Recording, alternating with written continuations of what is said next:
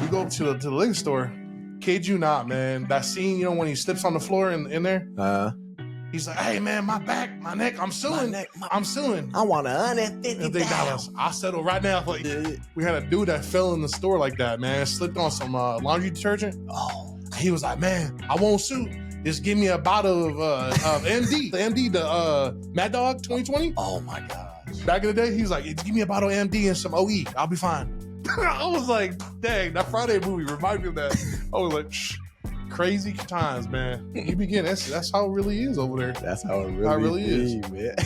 That's how it is, man. Man, yes, sir. About to be rolling. Oh, did you hit that roll button? Just making sure. All right, we cool. We rolling. Hey, little BTS. We good. We live, baby. We live. Okay. What's up, world? Welcome to another episode of Garage Talks 5417 podcast. As you know, if you've been tuning in, I'm your host, Desmond Reynolds, aka The Peacekeeper. Excuse my double cup. Shout out to Lil Wayne. That being said, we got a great guest today. A father, a strong man, a man I've known for a few years, faith-based, a man that got a ton of stories to tell. This been over a year in the making, so I'm excited to introduce you all to my guy, Josh. Hey, man. It's a pleasure. Oh, man, we gotta lock that up better. We gotta lock that up better than that, bro. It's definitely a pleasure, man. I obviously see what you're doing. All the positivity in the community. Long way. Come a long way. So definitely a blessing to be able to link up with you. Man. It doesn't feel like it's been a long time, but it's been a long time, Jay. It feels natural though. it do. Yeah. It feels like right on time. Always. Even though a Perfect long time. God's time is always perfect. So, we always gotta appreciate that. Especially, obviously in life, we got to appreciate that. Mm-hmm. That part exactly, man. Crazy, man. Crazy. First, I want to say by the time this airs, Happy Father's Day. Hey, happy Father's Day to the Reynolds, Papa Reynolds out there, locking it down. Hey, also happy Father's Day to the moms that play the father figures out there too. Even though you do have a father in your life, but I know there's a lot of moms. I was raised by a single woman, so shout out to all those women out there too. So they get both holidays. Both holidays, man. No days off. That's why it's very important that we got to celebrate that. For sure. Sure. So yeah, 100%. man. It's crazy, man. It seemed like yesterday we was at Red Robin. He's like, look, Des, let's talk, catch up. Yeah. I looked, I said, dang, that's a year ago. That's crazy. Mm-hmm. And now we're finally here now. Finally here. Perfect timing. But you've also had a lot of change. Me, I had a lot of change. You have also had a lot of change in that year, a lot of positive change, right? Mm-hmm. You think back from our last conversation we had, would you say that, you're in a better spot with everything in your life and the podcast compared to where we're at sitting and enjoying a meal next to each other, chopping it up? That's when the set still had the curtains. I mean, shout out to the curtains and everything, but way more comfortable. So it's cool. I'm glad. Oh, yeah, 100%. Trials, people going to go through trials. Order to be able to see things really plan out. You got to do that trial and error sometimes to be able to see your footing. Because sometimes some things in life might look clear to you, and I've been through that too, where I'm like, oh, this is the path, or this is how I really want, this is the image I really want. But then that changes daily.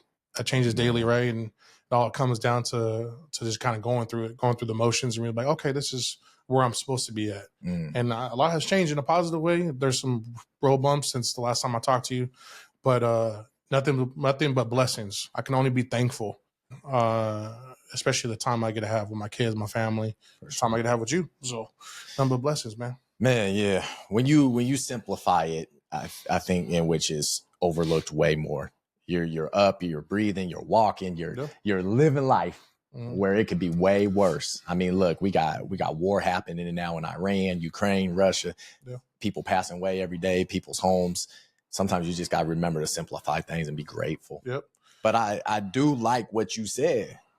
You just said you thought you knew your path, then it changed up on you. Yeah. What do you want to expand on that some more? Yeah. So my wife and I met 16 years ago, right? My wife actually went to Sheldon High School. I met her. My wife's 2 years older than me. Okay. I met her back in late 2009 when I moved from Hawaii. But I was going to Springfield at the time, and I met her through a friend, because my friend at the time was dating her best friend, and so it kind of linked together. We went to like a Sheldon kind of thing, and so I met my wife, and my wife and I got together and we were like, okay, cool. We started this dating thing, got married, had kids. And my wife and I were like, hey, somebody's going to have to work. Someone's got to take care of the kids. And this last year, it was kind of uncertainty all that time of us being together. Like, hey, who's like, am I going to go back to work? My wife's like, am I going to go back to work? Both kids are going to be in school. And it was just one of those things where we're like, oh, if we go both work, then it'd probably be better, right? But that's not what God wanted.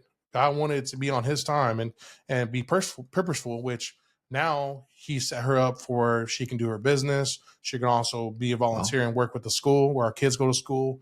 So it's not on our time, it's on his time. And when we try to rush those things, we soon realize that, hey, that's not where our purpose is at.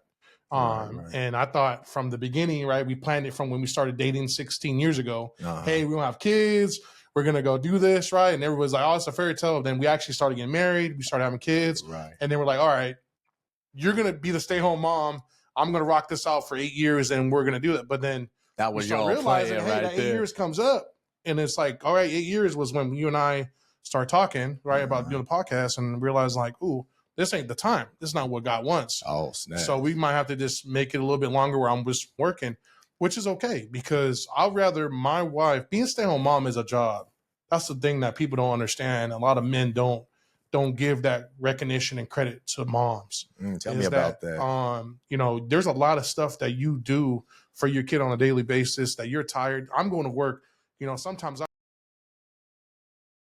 go home. My wife has done nothing but maintain the house, take my kids to school, do everything she needs to do on her personal, right? And she doesn't have time for herself. Sometimes she doesn't have time to drink coffee. Sometimes she doesn't have time to even get a second to think, right? So she's working nonstop. My days off, right, is I want to relax. I want to rest, right? But it's not really giving her a break. So people really need to be considerate when it comes to that, especially when you're trying to build a very healthy marriage, trying to build a healthy relationship, is that it's not a 50-50 thing when you're married. Your relationship, it's 100 and 100. Got you. You both contribute 100% because there's going to be days you wake up that you're not going to feel that 100%. That person's going to be able to fill in that difference, so you guys can be one and one whole. So I didn't feel like me working the whole time while my kids were going to school, my wife being stay-at-home mom was a burden on me. It was more of a privilege.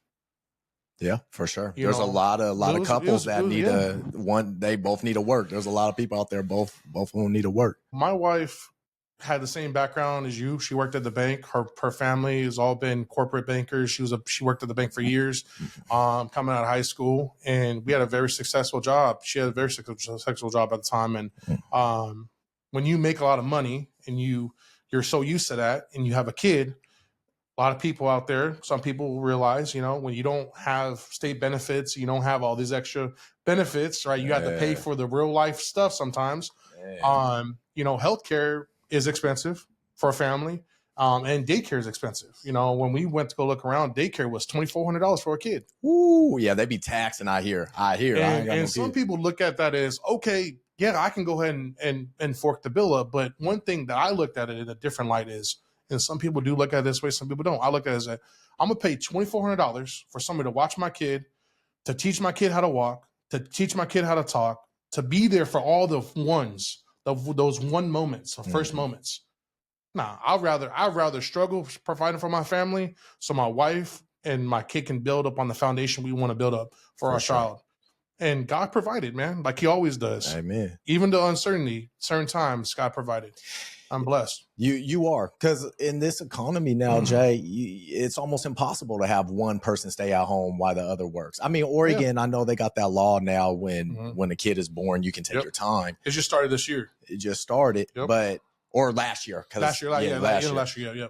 But in the economy, especially with them tariffs coming in, man, it's everybody got work, and so it's daycares. They sitting back like Birdman. You know what? Let's run this up real quick. So it is a blessing. Y'all can just or she can stay home and you can do your thing. Yeah, because growing up in LA, I'll be honest with you. You were one of the first handful of people that I knew that their parents were still together. Really? It's very common. It's very, very common, especially where I'm from. It's common that the household split. Household split. So you don't really have very common grounds with people, growing up or seeing that. I mean, that where you have 2-person household. For sure. It's usually the grandma taking care of the kid or the mom taking care of the kid or one or the other. So that was always different for me, right? So 2 parents working was always the norm. Like, okay, 2 parents working, we're going to try to fit it in how we can to get the kid going. But it just doesn't work that way. My wife and I got married back in 2015. Her grandfather got diagnosed with ALS in 2015. Oh, wow. And my wife and I, both good jobs. We're like, hey, we're going to travel. We're going to go see my family and we're going to go travel everywhere. We got the money to do it. We're going to save up, make it right. And we're like, nah, grandpa probably only got a couple years. So we said, all right, let's pray about it. God said, hey, we're going to take care of you. So we prayed to have a kid. So we had a kid early. After marriage. How old were y'all? I was, I want to say I was just 21. Yeah, I was 21 and back in 21 years old. My wife was about a year and a half, almost 2 years older than me. And so I got married in 2015, had my daughter in 2016. We're living in an apartment. My wife said, at this time, remember when my daughter was born, all the finances on me. I was homeless prior to this, sleeping on couch to couch before we got married. Oh, wow. So this is the first time I've ever really been in a really good structured foundation really in anything in my life. And my wife's like, hey, I think it would be good for us to buy a house. And I'm like, bro, I'm the only one working. Like, how is this going to happen? Right. For sure. And just really try to pray about it, man, as much as possible. I know a lot of people like, man, people always say, pray about it. No, I'm really being serious. Like if you really have a relationship with Jesus and you really pray about it and understand that it's not on your terms, it's on his terms, then you'll really see what needs to be seen. And so I prayed about it, and I was like, all right, I'm gonna make it happen. I was just a rep at the time, selling cell phones for a company, and I was like, I'm gonna do whatever I gotta do to take care of my family. I bought us a house the following year in October before my daughter's first birthday. Skylar was there. I had my daughter's first birthday in that brand new house. I was the first person in my immediate family to graduate high school, first person in my immediate family, out of my cousins, my brothers, and everybody to buy a house. I bought a house at just out of 22 years old. Wow. Bought my first home. So coming from LA, not a lot of your family or any of your family owned property. It's rare because LA is so expensive, right? My grandma was renting a house, a small house for like over like 35, 3,600 small home. So now that's normal, right? Because the inflation. But we talking about 15 years ago. 15 years. we talking about 15, 20 years ago. That's a lot of money to rent a house in the hood. That's pretty wild. Right. And my grandma was just a single parent working as a nurse in a nursing home that she's been doing for a long time. And so she was raising three boys. Damn. 3 boys. And so I was just used to that hustle. Hey, really, really hustling and try to make it for my family. And I just knew it was something right. And I'm happy I did, man. For sure. I bought a house in Eugene. And how hard was it mentally for you? Like, do you think you would have bought that house if you didn't have your girlfriend or your wife now? I wouldn't be here where I'm at if I didn't have my wife. Okay. So isn't that crazy? How, man, it's such a mentality after a while, because I heard this from my uncle, shout out JJ, Uncle Jay, love you, man. Shout out you. He moved to LA for a couple years. And just to expand on what you were saying is it's so expensive. Everyone's renting, right? Yeah. But he would say there was people who are older who lived right by the beach, Long Beach. Yep. That's where he was chilling. And it was so expensive. Everything was so much that their mentality, they never visited the beach. And what he's saying is it's crazy how the mental, after a while, it becomes your mentality. Yeah, 100%. So you never, I won't say never, but you rarely ever want to achieve more for yourself. Yeah. He said the older people would just sit on the porch and chill. 100%. And he's like, you got the whole beach, literally 3 blocks that way. Yep. I'm good, sweetie. I'm chilling right here. Yep. And he's like, man. So back to the house thing, same thing. You could have easily, you know what? I just cool right here, but you wanted more. And I wanted wifey more. Pushed you. Yeah. And my wife, dating her at the time, I didn't have no relationship. So I believe there's a difference between knowing of Jesus and knowing him personally, right? Having that relationship with them. There's two different things. Yes, a lot of people absolutely. know and heard of Jesus and know and heard of his name, but not a lot of people have that relationship with him. Two different things. What right? you mean? Expand on and that. one of them is knowing of him and like, okay, he exists, but then the other one's walking with him and having that personal relationship. And I didn't have that. I didn't have that at the time. And my wife introduced me. So that, remember the church used to be across the street from you guys' church? Oh, a long time ago, before they built those apartments. Oh, yeah. yes. So that church was there for a very, very long time. My wife's family, and their family friends helped build that church. It was a daycare for a long time, and then it came to a church, and they eventually sold off and donated it after the church was kind of falling apart a little bit, the building. But that was the first church that I gave myself to Christ. Wow. And it was because this fine girl from Sheldon, she took me there. I got to really meet her family, and God bless her family being real Christians. When I mean real Christians, I mean people who are really about it, who talk about it, and who are not judgmental. Because that's where I felt, being where I'm from, like people would be like, "Hey, let's go to church on Sunday. Wear the Jordans on Sunday, and we wearing same Jordans on Monday. We be the same person." It's like we've been the same people in the streets all day. I'm like, gonna see you out on Friday. Yeah, I'm gonna see you out Saturday. Oh yeah, like it's just that's just the kind of the culture I was raised in, and to see these people really walk through it and really be about it. It was different for me. It was a culture shock. So completely. Were you ever nervous that they would judge you? A lot of people get nervous going to church because of judgment. 100%. And they did at times, not to be hatred or to throw any shade on me.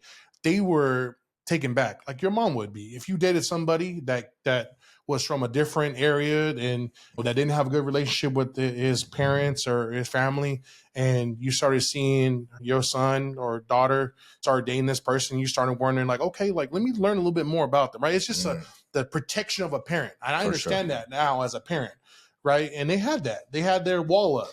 I'm a kid from the hood, man. That I'm just, and I didn't really have that relationship with my moms and my pops like that, man. So it was different for them. They're like, that's not normal. That's not a normal. Why doesn't he bring my daughter around his family? Right. That was one of those things. They were like, why doesn't he do that? That's kind of weird. For sure. But it's like, no, I'm protecting her. I'm protecting her from seeing and being around things that I don't want to be around. Got you. Yeah. It's definitely true. It's true. And I think what you were saying, get over here, what you were saying with God is you have to, people forget, we got to put God in places for him to operate. Yeah. As in, okay, God, I got faith in you. I believe you're going to work this out. Now you yourself have to go attempt that and have him be like, here you go. I think a lot of people get stagnant. They'll say their prayer, but then get stagnant. Yep. What's that verse? Faith without works is dead, or works without faith is dead. Yep. That's the thing, man. 100%. You got to get out there and put yourself in that. I was a victim of that. Yeah. Everybody is. We all is. Yep. God's like, yo, test my gangster. Put me in these positions. 100%. And then watch what I do.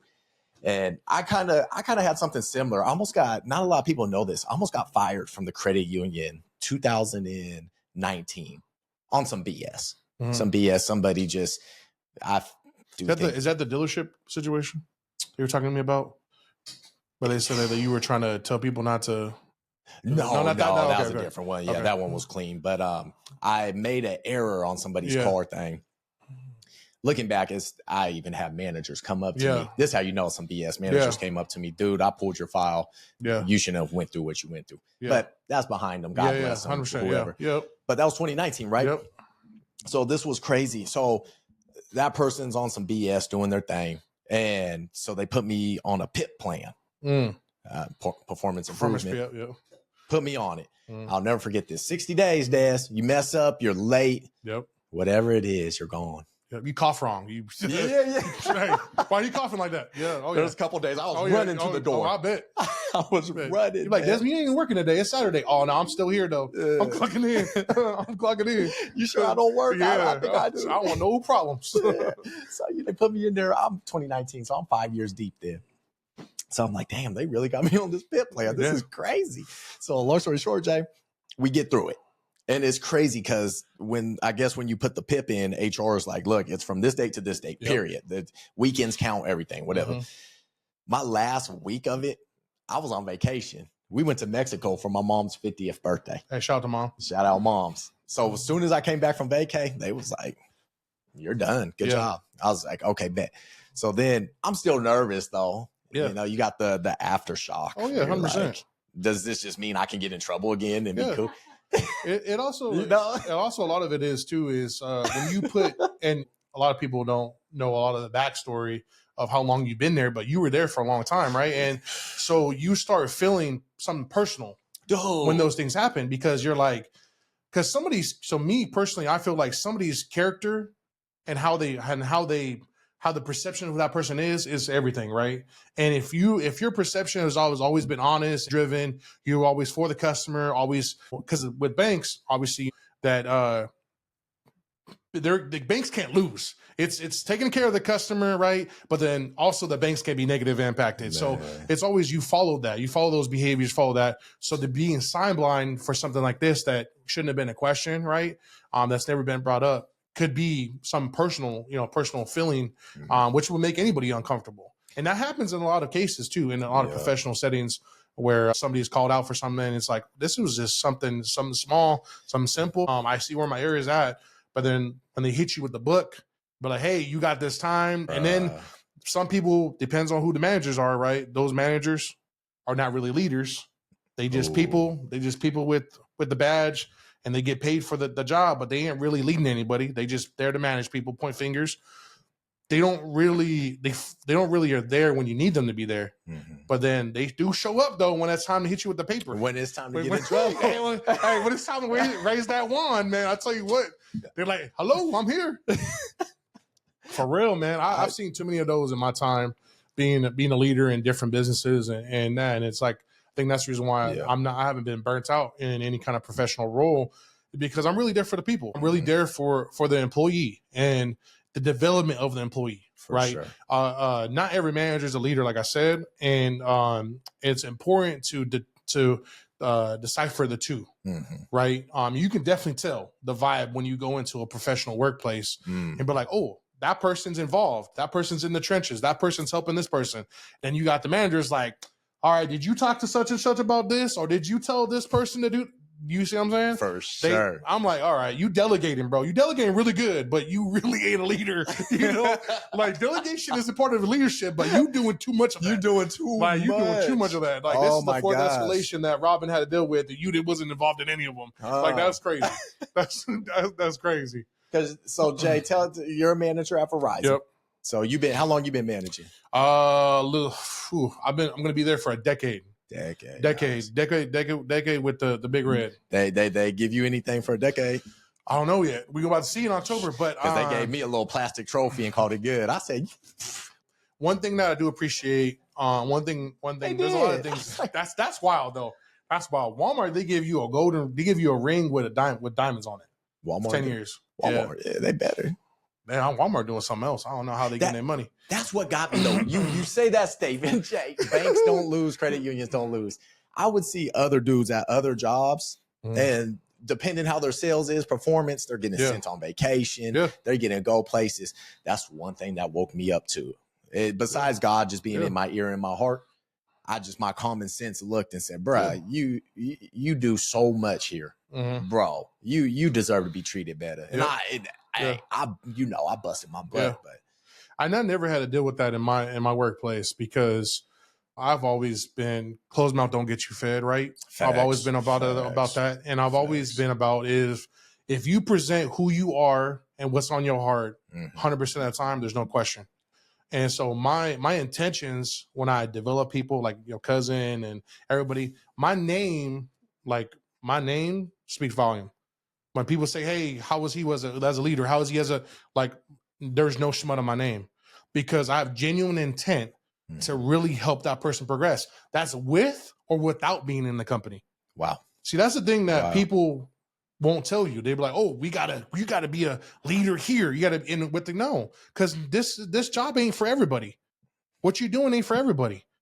But if you're the right type of leader, you can help that person develop to realize, hey, I have skills, and the skills that I've heard that I've actually managed and developed here might not be for this job, but it can help me for something else. Like maybe a personal job that I'm doing this, or business that I want to do, whatever the case may be. But that's one thing that rubbed me the wrong way is when I became a leader.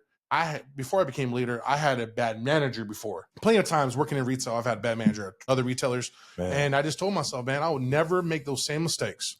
I would never accuse somebody when I go to coach them. I always ask questions. I always will take the common equal approach of, hey, what brought us to this point? What made you think about when this happened? What made you react that way? You know, do you feel like you could have done anything different, you know, when this would have happened?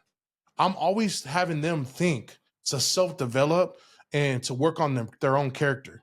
While at the same time, I'm teaching myself on how to approach not everybody gets approached the same. I'm not going to approach you the same as I approach Skylar or I approach your mom. It's going to be different. You got to know people's behaviors. You got to know, and that becomes building relationships. And managers don't build relationships. Leaders build relationships. Leaders do. You see what I'm saying? I absolutely. Because everybody don't want money. Everybody not into the 9 to 5 that want money. You know, I know a lot more people who want to spend time with their little kids, their mom, take their mom on vacations. They'd rather do that than to get a paycheck. Man. The paycheck's just a plus. That's just a plus. You know? So you can't not everybody is money motivated. So it's very important to understand and build that relationship with those people so you can help them, you know. Do you think I think that's amazing. Do you because I know my answer. Do you think sports helped you with all this? With sports, when it came to really dialing in a lot of those things where it came to like pre-planning and stuff, yes, right. It definitely did. But a lot of it, man, came from networking, conversations like this, you know, conversations and just seeing people hustle and like, hey, man, like I don't have the right vocabulary when it comes to being professional moving here. Because a lot of people, and you relate to it too, a lot of people from the islands, they have like certain slangs, they talk pidgin, or if you're from LA, you use certain words, and people here, right? They're like, what's that mean? What's that mean? What do you say? What does that mean?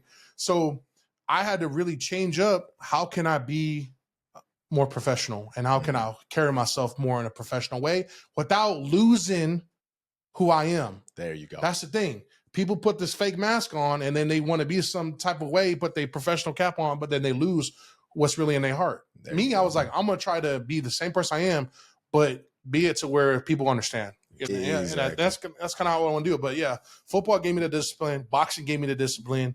But God gave me the opportunity. I love it, man. I'll say it that way. It's to circle back with me. So I would say one of the biggest achievements I did is buying my house, and now look how God works. We got this podcast in this house I bought. Yeah. So same year, 2019, that summer, I said, all right, I'm 27. It's time. Yeah. It's time to go. So it was crazy. I was house hunting.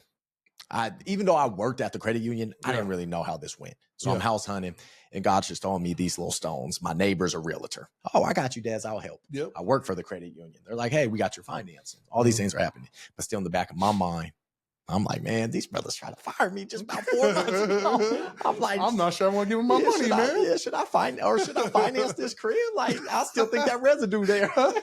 Oh, man. So, man, we stumble across this place, and it was for sale by owner. Yeah.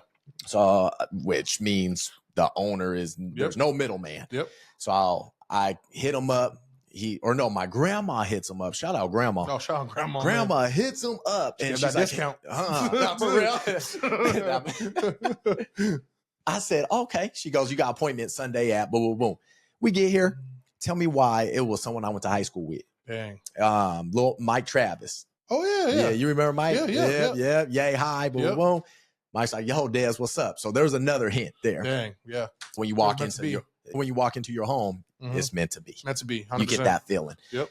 So long story short, here we are now. We just right here chilling. It's just crazy. You just gotta follow God's breadcrumb trail. Yep. You just gotta follow it. Yeah. Do you feel like when you was going to high school, going back from Belton to Springfield, or especially because you guys stayed, You guys stayed at one point on Willackenzie. You actually stayed Good down the memory. street from my in-laws crib that was down Willackenzie. They lived on straight down Willackenzie. Wow. You guys stayed on that corner, I remember. Good memory. And, Good memory. And did you ever think that you would ever move over here, like closer to Springfield at that time? Like when you was like, I gotta look for a crib, like you, because I know you're obviously your grandma stay over, you have family live in Springfield, but do you ever think that you was gonna live this close to Springfield High School? Yes, I wanted to. Really? I wanted to. What made you choose to really find a house over here in this area? Man, so I was working out here, Mm-hmm. and then I just always little history of my family. We're one of the first Black families out here, so a lot of history. Mm-hmm. Springfield always felt more to me easygoing. Mm-hmm. My Eugene people, I love you guys, but I love to hang with you and then come back to Springfield. Yeah. That being said, it just felt way more homey. I feel the history. I feel the energy. I feel the hurt, the pain. Yeah. And but it always felt way more welcoming. Yeah. Like even at the end of my credit union career, when they transferred me to Eugene, God bless those people, but I could not stand working with that type of membership. Yep. Where Springfield, I was a fish in water. Yeah. So long story short, to answer your question, yes, I was determined. I even told my my neighbor who was helping me find a house. I said, hey, I want to live in Springfield. I was just determined. And then this place popped up. Neighborhood I used to grow up in because my grandma lived 2 blocks that way. It was meant to be. Everything felt right. Yeah, 100%. So especially when you can have those. And it's cheaper and taxes are cheaper. It is. Hey, why you think I moved to Thurston, man? I moved.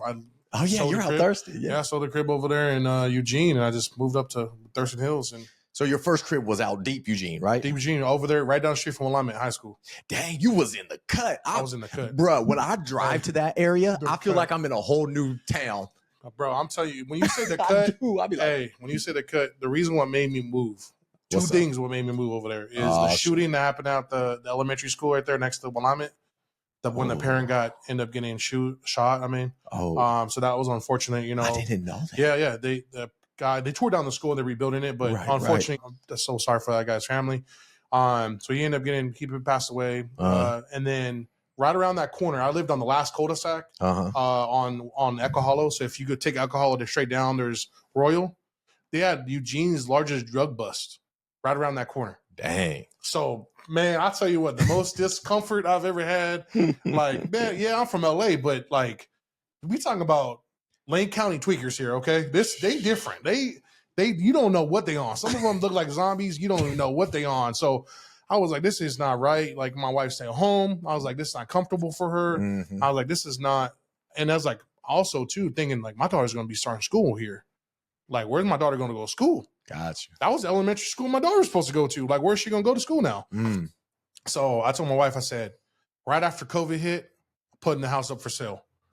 She's like, okay. I said, I'm going to paint the whole house myself, spray it. I'm going to redo whatever we need to do, and we're going to sell it. And she's like, okay, where are you going to move? I said, we're moving out to Thurston. I was like, that's where my mom stayed over there, 54th, when I first came here. I was like, we're going to move up there, but we're going to move far deep in Thurston, like in South End of Thurston. Those nice houses. We're going to move over there. I was like, I want to be the youngest person on my block, but I don't belong. There you Straight go. up. I was like, I want them to be like, look at me. Are you renting? I want to be that. For real. I'm being dead serious. I'm being dead serious, bro. I'm being dead serious. I love that. Someone said that to me the other day. I wanted to move into a neighborhood and they did. The neighbor came across the street and said, hey, did you buy this house? Yes, I sure did.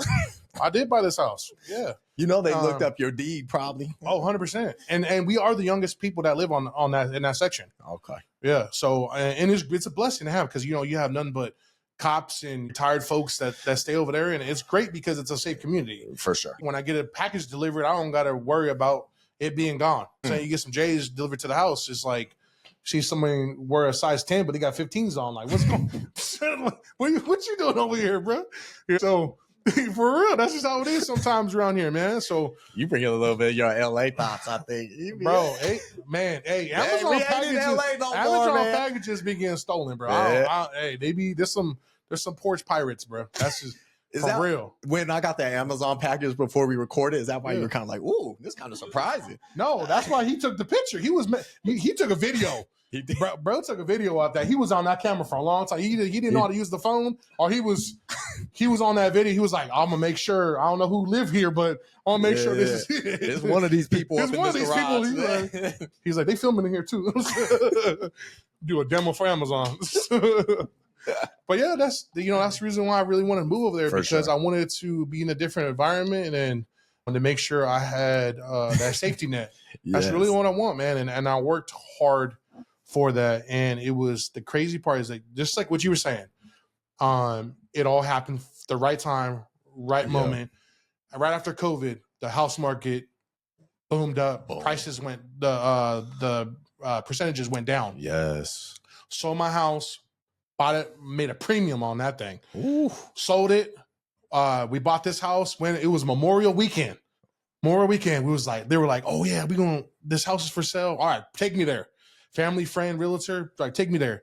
We walked through it. I was like, all right, man, we're gonna have to paint this. The counter's yellow. I was like, we're gonna have to do something. But I was like, we'll figure that out. For sure. I was like, I want to put an offer in it. They were like, okay, well, people are really aggressive. This is when people were doing 60,000 over. If you remember that time, I remember they were going crazy. I said, all right, I'll put doing 30 cash. I said, I'm gonna do 30 over. Because if it hit, it hit, right? I look at it this way: is that if it's valued, it's valued. It ended up appraising for almost 60,000 over what the asking price was. So I was already 30 up. I was like, okay, cool. By Monday, this was Saturday. By Monday, they said, we accepted your offer. I said, perfect. My wife's like, we can't move in. We got to tear out the carpet on it. I said, don't worry. I was like, don't worry, baby girl. We got you. Don't worry. We're going to sell the house because nobody wants to work off contingents no more. Let me sell my house and I'll buy another. They don't want to do that no more. They're like, hey, we buy this house. We want you out. Yeah, we want you right away. So I said, dang, we're going to have to put this in the storage and we're going to have to live in an apartment. Bro, I haven't lived in an apartment for a long time. And did you guys? Yeah. For a little bit? Yep. I lived right over there by our church, First Baptist. Really? Yep. Lived in an apartment. I moved into an apartment for 3 months, literally the summer, so I can remodel the whole entire house ourselves. Her family and all of us got together. I paid for all the flooring to be redone, did everything. Yep, did everything ourselves. Did it yourself? Yep, did it ourselves. So would you just go to work and then go straight work on the house? Yep. Wow. And then in the summer, I was like, man, they give me 5 weeks off. I'm gonna take off 10 days. 10 days, we're gonna try to get everything done as much as possible. Yep. And we did that. And we stayed in those apartments with 2 kids. We went from 1,600 square foot home to less than 800 square foot apartment. That's small, man, right? Yeah. That's small. Everybody need their space. But it was one of the Gillum areas, so it was really nice. You can walk the dog everywhere. And I told the person, I said, like, I'm only staying here for 3 months max. Here are the 3 months in advance. Oh, wow. What else you need? Yeah, take it. I'm leaving. I'm telling you right now, I'm gonna move. What do I need to pay if I break this lease? He said, you can find somebody, we'll find something for you. The market's too hot. People want apartments. I said, say less. 3 months in, we moved back in. They got the lease. I didn't have to pay nothing else. They didn't. Yeah, it was so big. So yeah, it was God's work, man.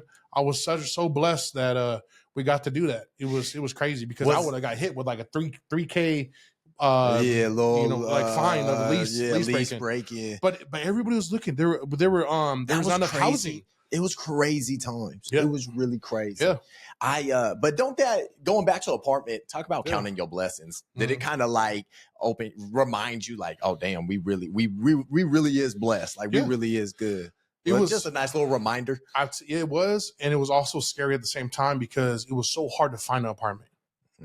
I was like, where my family gonna live? I was like, this is tough. This is super tough. I was like, we about to rent out a suite at a hotel or something? Like, what's going to happen? I was so nervous. I was like, what's going to happen? But you know what? It was one of those things where, hey, we got it. We're already knees deep in this. We're knees deep in this. Worst case scenario, we just bought the house. We can stay in it. But I was like, that person had a dog before. I was like, I don't want to expose my kids to whatever is in there, you know? I said, I want to clean all that out. And plus, I'm one of those people where if I spend money on something and it needs to be redone, I don't want to live in it. If I had the opportunity to redo it before I live in it, I'm just one of those people. Yeah. So you said they had a dog in it before? Dude, they had a dog, bro. That dog did the dog thing, man. That thing, man. It looked like a Dalmatian rug, bro. Sorry, you remember? That thing was towed up to the floor, man. You remember Coming to America? Yeah. When they walked in the apartment? Hey, it wasn't that bad, but it wasn't that bad. But no 3 roaches tripped me for my wallet walking in, but It was. Yeah. I didn't get held hostage by a rat, but it was. It was rough. It needed some love. It is rough. There was stuff in there that shouldn't have been in there. Like they had a kettle. They banned all kettle stoves in Lane County coordinates, right? So they still had the whole structure for that. So we had to break down brick by brick.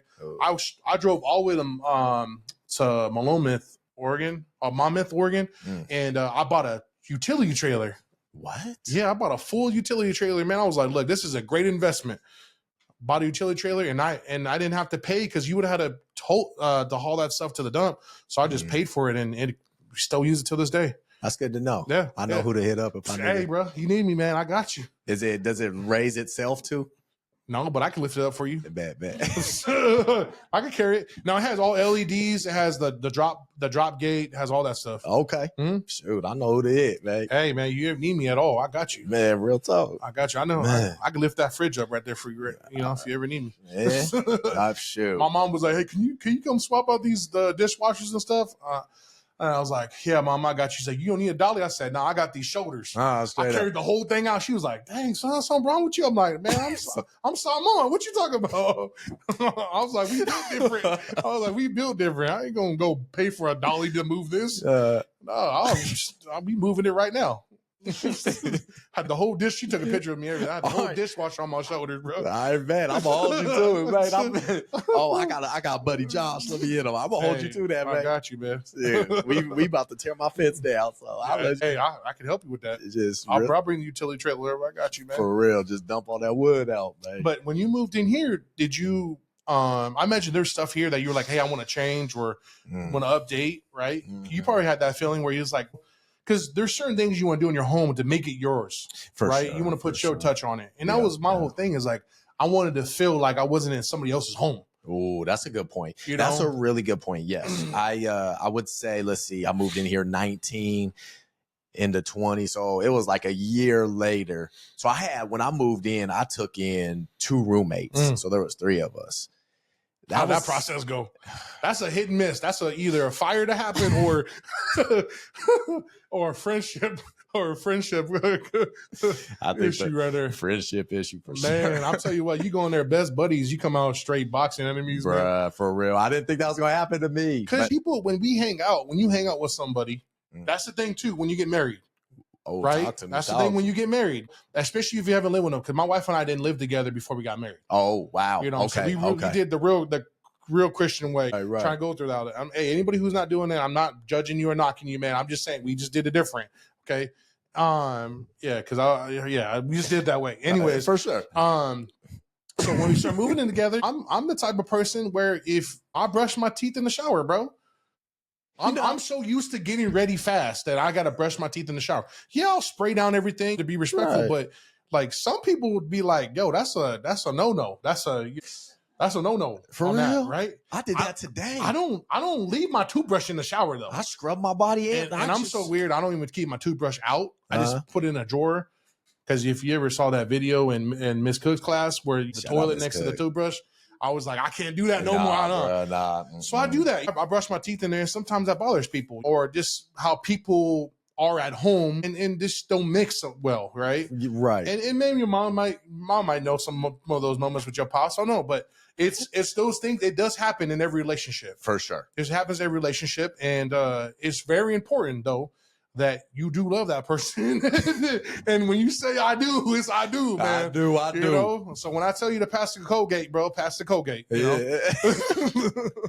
know? I'm like, yo, pass that Colgate.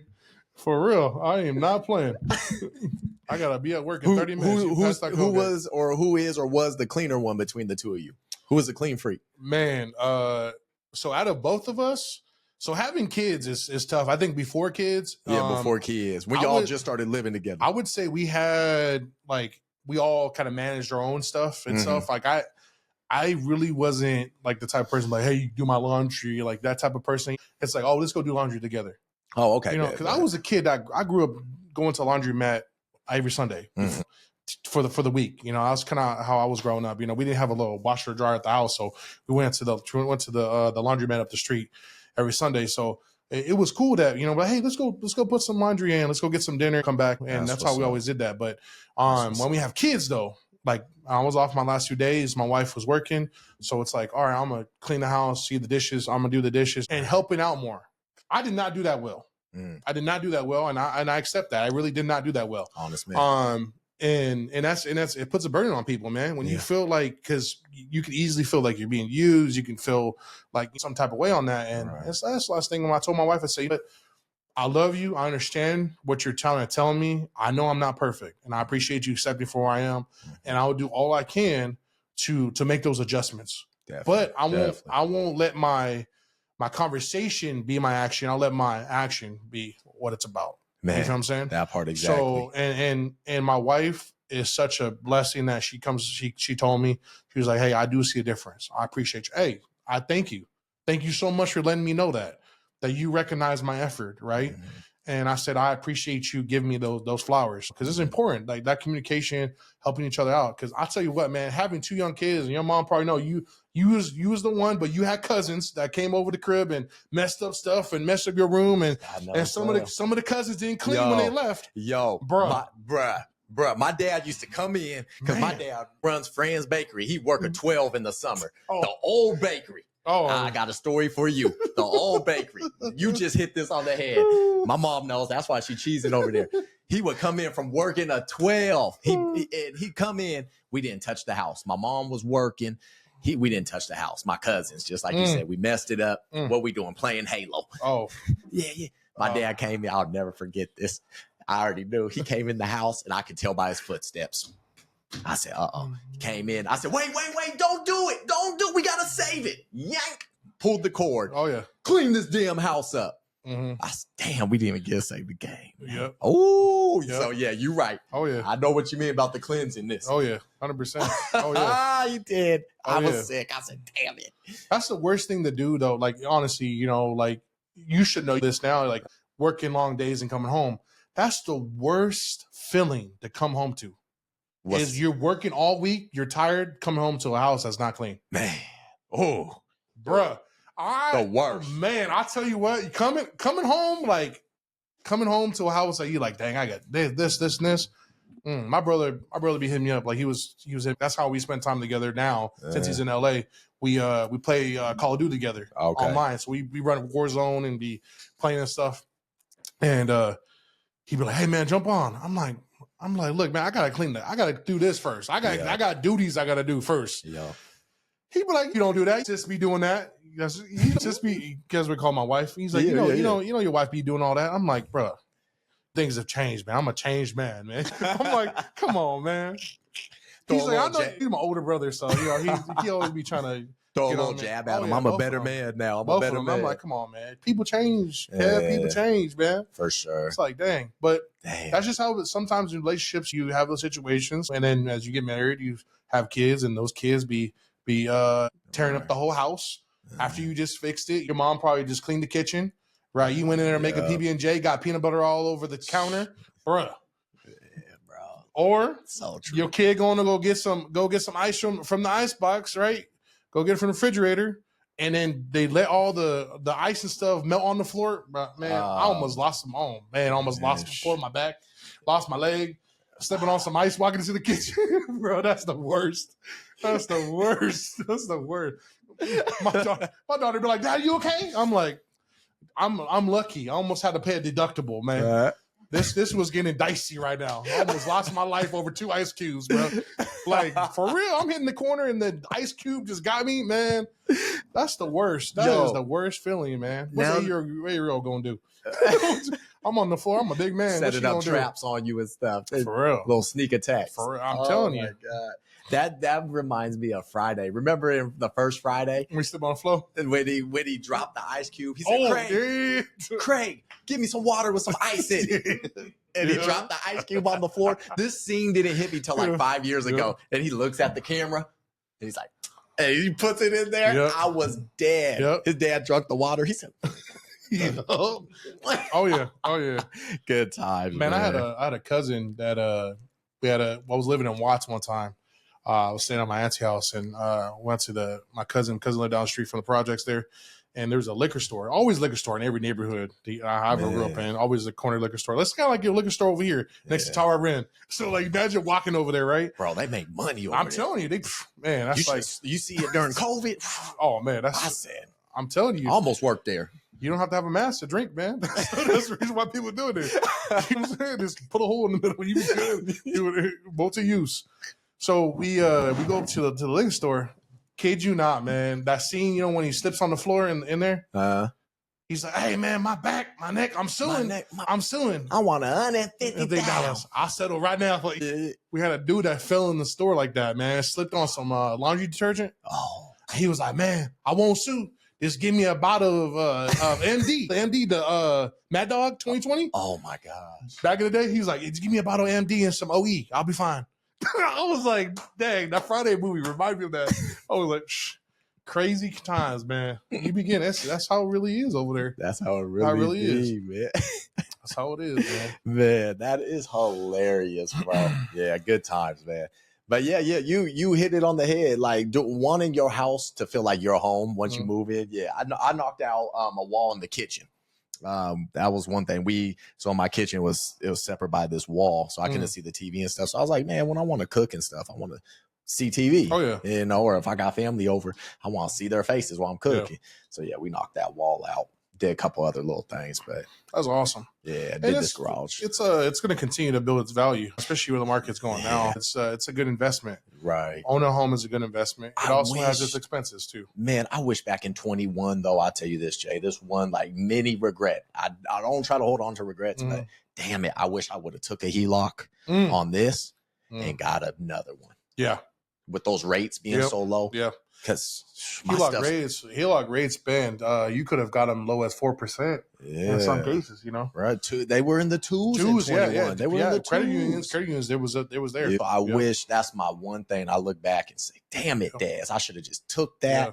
I still at the credit union another 2.5. I would have been just a rental, or this would have been whatever. Cool. Yep. That's the only thing I wish I would have did back then. But it was also a time of uncertainty too, because if you think about it, right, we was just come out of COVID, right?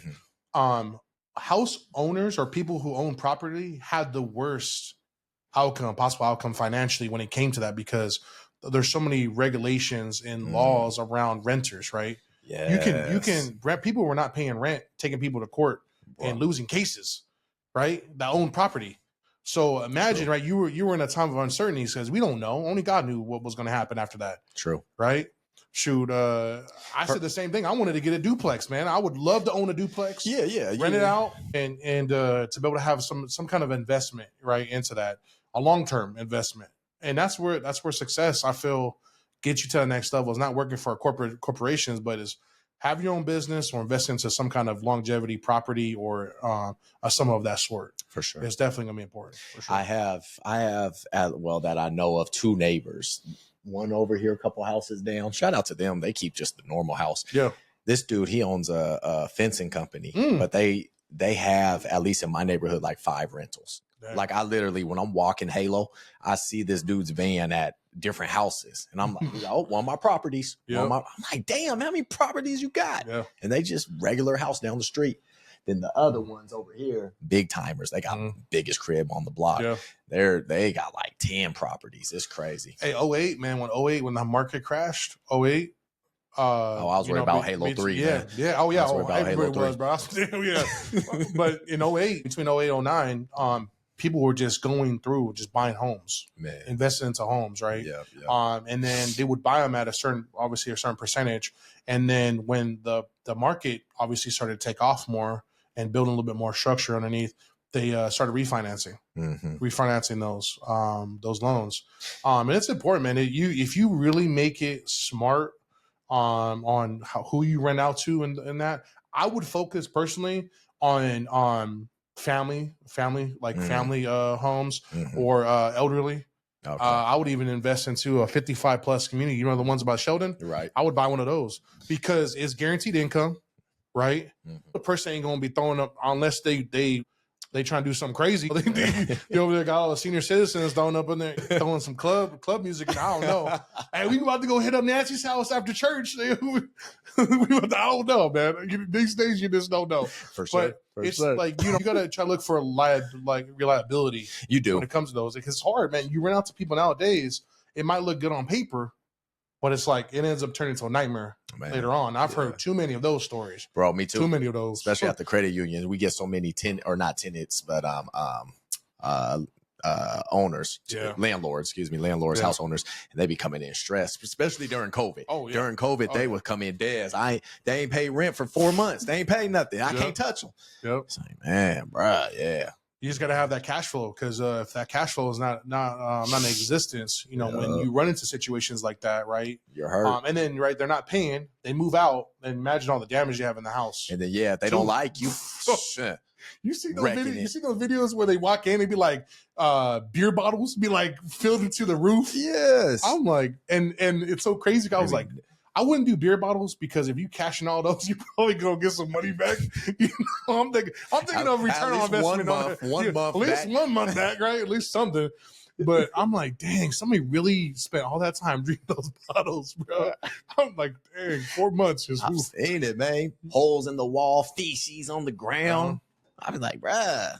What's the worst damages they ever gotten done to your house? Like, what's like one of the things that, nothing that was done purposely, but like something you had to repair that you were like, unforeseen, you're like, gosh, this is terrible. What was one of the things that you had done? A bullet hole. Oh, dang. From that situation? That little situation. Oh man, but that's a California patch though, man. That shouldn't be too bad. That's not too bad. That's not too bad. I'm talking about like at my house, we had it was literally in the morning. I had this huge boom. I thought something exploded outside. It was my fan for my HVAC unit. The bolts that hold it together rusted. We're talking about a brand new, like couple-year-old. It's just because it's in the weather, so the nuts rusted. Oh yeah, the whole fan dropped. Boom, hit the whole side. I was like, do you guys? What the heck is going on? Is it one of those like I got mine on the side of the house right here? Is it like one of those? The big units, yeah. With the fan all through there. Okay, yeah. So that happened. Yeah. So because if you don't have it serviced, right, you need to check out. So like everything looked good, but it's the bolts that hold the fan underneath that you can't see. Ooh. Which happens. It does happen. But I would have never known from the moisture get into it. It was just rusting out. One of those hit, bro, and this broke, and then the whole fan just boom, this made this huge explosion. And I was thinking on my whole side, dang, it's about to be wintertime. We had that freeze over in Thurston. How am I going to keep my family warm? This is crazy. I remember you. This is crazy. The whole unit froze over, and I was like, man, I was on the phone with Lennox. I was like, hey, how am I going to get this repaired? They're like, oh, you got a warranty. You could. Like, you're totally fine. I'm like, all right. When can they come out? They came out. They looked at it and said, oh, all this got to freeze over, unthaw. How's it going to thaw when it's been 20-some degrees every night? This is crazy. He said, take a water hose to it, brother, and just get it chipped off. I'm like, okay, let me go out there with a water hose when it's freezing outside. How does that make sense? How's that? Yeah. When you're supposed to cover your water when it's freezing. When someone says, brother, it's bad. When someone says, hey, brother, don't even tell me, man. I'm like, dang, you might as well just, I told my wife, I said, we gonna sell the house now? She said, no, not that. No, not that. So we ended up getting it fixed. It was nice. Thank goodness it was fixed. But it was unforeseen, man. It was unforeseen that happened. That bill would have been crazy, huh? Oh, yeah. If you didn't have the warranty? Oh, it was like $8,000. See, I'm going to have to check mine. That thing's going on like 5 years. I'm going to have to check it. It's something that I literally, when I called the person to come out, the heating and air come out, they said they have seen that happen. It's something that it's uncontrollable, man. It's literally the bolts that hold the fan on the inside to the rack, the top rack that pulls up. Right. Yeah, it's the bolts, and it literally rusted. Wow. And when it rusted, the fan swung. So when it swung, boom, the whole thing just dropped. Because how much moving? I was like, oh my gosh. So they replaced the whole thing. That's fan. Scary, man. Oh yeah, heck yeah, it was. I was like, oh my gosh, that's scary. But instantly, I was just like seeing. When something breaks, you just instantly see those numbers just go. Oh yeah. Check. Oh man, I was so nervous. I was like, dang, this is gonna be crazy, bro. This is gonna be out. This is no vacation. I hit on my dad. Said, "Pops, I ain't seen you for a couple years." I was like, I ain't seen you for. We gonna have to FaceTime. I was like, you gonna have to WhatsApp or FaceTime your grandkids for the next couple years, bro, because I ain't seen you. We hurt, huh? Yeah, this is not good, man. Home ownership, I tell you. But it's like, have the money to fix it and stuff like that. But it's like you don't want to use that. You don't want to use that for those reasons. And good thing that I held all the paperwork from buying the house. I had all that stuff. So warranties are important, man. Yeah. Warranties are very important. Like I got a refrigerator. I thought it was so cool. My first home, I'm gonna buy a refrigerator that got the touchscreen on the front of it because I want to watch YouTube and cooking videos. And I was like, I'm gonna be that person. I'm like, okay, cool. And then I got kids, and the kids be like, right. I'm like, why are you slamming your hand on the refrigerator so hard? Right? They be drawing on it and stuff. My dad comes by and says, man, you know that ain't part of the warranty, right? I said, what do you mean? He's like, that's a different warranty than the physical unit. I was like, bro, let me look this up. I went on Samsung. I was like, okay, this is what the warranty covers. You got to be paying attention to that stuff. You do. You got to, man. That's the things that people don't pay attention to is like you start buying these electronics and these other things, bro, and it starts getting super expensive when it comes to fixing them. I used to always tell people who got cars, first question, when they bought a car and they wanted a warranty, first question I asked, does it have a screen in it? Yeah. Because the warranty, you're right. There was the mechanical. Yep. But then you can pay the extra $200 and get the electrical. Yep. I was like, if you don't pay this $200, this does not cover your electrical, just mechanical. I always made that clear. It's true. People who have brand new cars, like I had a several new cars that push to start. That's all electrical. Yep. I'm saying if you had to push a button and that button don't work, hey, and then they also have electronic brake now in the cars, right? Yes. They have electronic brake. Yes. You can be driving. Man, I remember one time I was driving one car and the system failed, so it instantly put the brake on, the emergency brake. One of the ones where you have to push it up to then lock it in place. It automatically put it in park. Okay. While I was driving. I was like, oh, we getting rid of this. I was like, we getting rid of this. This thing, Final Destination 6 on me, man. I was like, I'm good. I'm good on this one. I went back to Lithia. I swear I went back to Lithia. I said, look, do what you got to do. I'm getting rid of this. Straight up. I was, man, good thing I was going down to residential, but that thing hit the brakes. I thought I did something wrong. I thought I was driving with 3 feet, bro. I was like, went down there and I was like, oh no, this ain't good. And he was like, oh, it's electronical failure. Electronical failure? That was almost my life. What if I was on the highway and that thing just, because if you ever hit the emergency brake, how it just instantly just locks all of them. And it was scary. I was like, what the heck is going on? Dude, that's why I hesitate on a Tesla, man. Bro, I have a lot of employees that got Teslas. I got friends that got Teslas, Tesla trucks, all that stuff. It's becoming the norm. What you think? I don't know. It just... Sure. So I'll tell you two things. When I think about it. It's a lifestyle. If it fits your lifestyle, right? Are you a minimalist where you can drive with it? It makes sense where personally, right? You can put a plug at your house, right? My house got a plug for it, right? You can convert a RV to an RV plug, convert it over to it. But if it's something that makes sense to where are you going to be driving it long ways, long distance, and then also think about your return on investment. What's the 3 to 5 look like with this? Everything I buy, everything I do in life, I look at 3 to 5. 3 to 5. 3 to 5. 3 to 5 years. 3 to 5 years. Got you. Starting this business, Grouse Talks, where I want to be at 3 to 5 years. For sure. Right? When I buy this vehicle, where I want to be at 3 to 5 years. Yeah. Right? And it's important to think that way because the market changes, right? Investments change, right? Your loan ain't. They still want that money. They still want that money. No matter 3 to 5 years, they still want that money. Yes. But the car will depreciate, right? There always would be 3, 4 Teslas. You see how many Tesla cars are coming out, right? Man. And then your model, your Model S, whatever it is, that will depreciate in value. Yeah. Because not necessarily because of the physical model of it, it's because maybe the mileage or the color of it. People care about those things. And you think about the demographic or even the people who buy those too. You have boomers that buy them. You have some people who are like younger that buy them, right? You think a younger person is going to buy a 5-year-old car? If they can get a brand new one, right? True. Might not be the same model, but a brand new one that says Tesla on it. So you got to think about that too, that way as well. You're in the phone business. Yeah. Cars are starting to become real similar to phones to me. And they investments, bro, for sure. They investments, right? Investments. Yep. You in the phone business. Yep. So how often do people come in and get a new iPhone every year? Yes, you have those people who are very, hey, I'm an Apple Forever person, or I'm a Samsung Forever person, meaning that they come in for every year or every half year, because they do 36-month terms now. Mm-hmm. So they come in, hey, I'm gonna trade my phone in.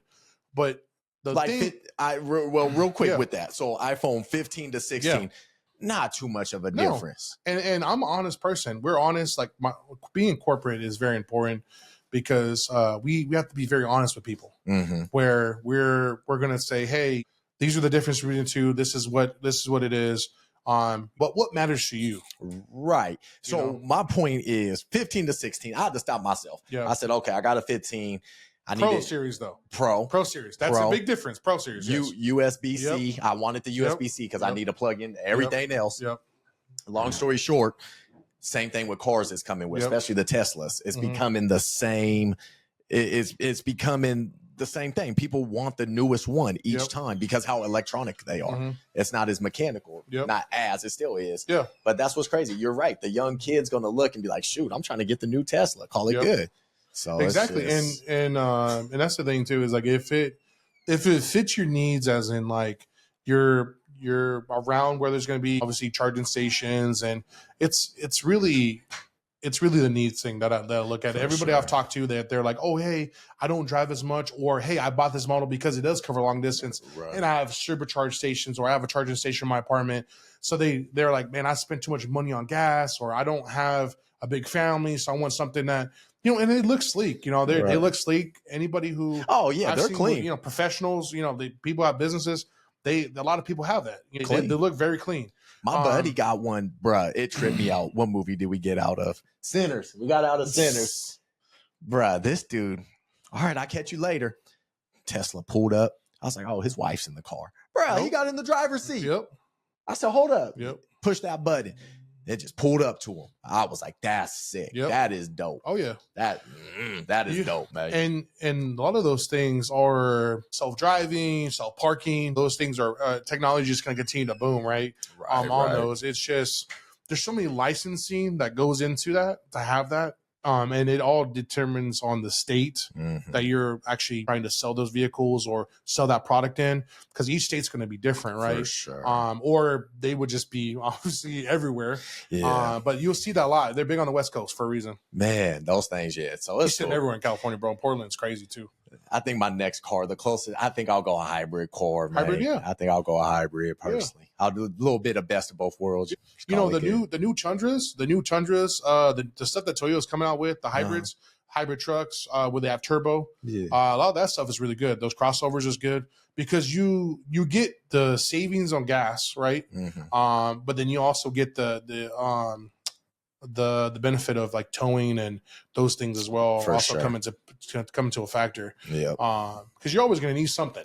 You're going to need a friend to have something, right? I got you, bro. You need that friend with the trailer. I got you plugged in. Right now, I'm going to downsize. Here's soon on my downsize. I just got too much. I got a Sequoia that I'm driving daily, and that's a V8, and that thing just gas guzzler, bro. Driving from Thurston all the way over here, it's a gas guzzler. Which Verizon do you work at now? The one at Valley River. Valley River. Yeah. Gosh, man. I love it there. Love the company. Great. Oh, of course. Why y'all got the most expensive phone plans also, Josh? I think it's more a perception thing. So yes, 100%. All right, explain. So I'm curious. I'm not trying to give them too much credit on here, but I think a lot of it is that people are so used to being going to other carriers, and they'll be like, oh, hey, we can give you a free phone, and we'll give you this discount. That's where we're at. Yeah. But if you actually go into the store and talk to an employee and being like, hey, like, I'm a teacher. Hey, I'm a first responder. Hey, I'm a nurse. Hey, I have all these benefits. Or, hey, I like I'm on one plan. I'm trying to merge with my family, or I'm just only one single person. I'm a college student. Like, they have a discount for all that stuff. Okay. Like, we have benefits and discounts for all that stuff. Like, if you go in now, we're the only company too that does a 3-year price lock. Well. Yeah. 3 years? So you're locked in same price. You're same price for 3 years. We're the only company that ever came up with that. We're also the first In my understanding, first company ever taking damaged phones for trade-ins. So let me ask you this: how do customers be if they're in the 3-year price lock, but the price could go down, but they locked in? So you can always change. So you're not in a contract. So that's the difference between. So to kind of make up and understand that is that you're signing an agreement that Verizon saying, hey, we're committing to lock this pricing in because your loyalty and obviously the value of the customer. Right. But if the customer wants to buy a new phone and change, that just means that the promotion changes. They just lose their promotion. That's all that means. They're not going to get anything else negative or nothing else negative to them. But the difference, and you probably heard this, right, is you see this with people who work in fast food. Where like, I don't eat this place because I worked there before, right? I can tell you this right now, for working with Verizon, I will always continue to have them as a carrier. Because, not only because when I was a rep, but also when I became a manager, in all my leadership, I could tell they have genuine intent for not only their employees, but for their customers. That's what's they up. truly do care. Yep. 100%. I think what the issue is like any other company, there's always that bad interaction with customer service. There's that bad interaction with that one person or maybe that store that maybe ruined or hurt the perception of that customer or that experience. But it's the same thing we did with life, right? I can't go into a bank and be like, all right, this person was disrespectful to me. All Oregon credit unions they're all like that. You can't do that. You can't do that. So when I'm working with escalations and doing those things, I just tell them, say, hey, this is the first conversation I've had with you. Give me the opportunity to take care of you. If I have failed at that, then I understand. And I do understand your frustration. Right. But give me that opportunity. Yeah, give Josh that opportunity. 100%. Because I know that all my employees and all the leadership behind me have genuine intent. 100% have genuine intent. Because how much effort, how much work you put into you and your team. You're like, look, we got you. We just a good bunch right here. Oh yeah, you trust your process. We have genuine intent, man. Genuine intent of taking care of the customer. We don't stand for no fraudies. We don't stand for none of that extra stuff, ripping off customer. We don't stand on that. We don't accept that. We don't, and the company don't play with that either. I hear you guys have the best service, closest to if you get that or not Tesla, but the what you call it. Oh my gosh, what's the Wi-Fi that you can take the Elon Musk? Oh, you're talking about Starlink. Yeah, Starlink. Yeah, I hear your guys' coverage is damn near almost so Starlink. Now that the newer model phones have like 16s and stuff, that they all have satellite options, right? So that when you're in like an area that woods wise, and you'll be able to have a lot of satellite, more satellite options for emergency calls and communication. So they're starting to utilize that type of network. It's important. And I think the part that we battle here though is that it's Eugene, it's Oregon. People are scared of 5G. People are scared of these other network things like the satellite stuff. And I think it's important to respect where people are coming from and understand, but to stick to the facts. I think that facts will set you free, to be honest with you. Like, because we get that a lot. We get that a lot in here, a lot on our location. Shoot, I mean, and I say this with control the controllables, but that 5G stuff, I don't know, it can be nasty, but what can I do about it? I mean, if you want to get technical with the environment and stuff, it could be crazy. What can we do about it? Yeah, that's the same. Exactly. The same and the same notion on that too is like I explained to somebody is like, all right, you drove up in a Prius, right? That's a ticking time bomb.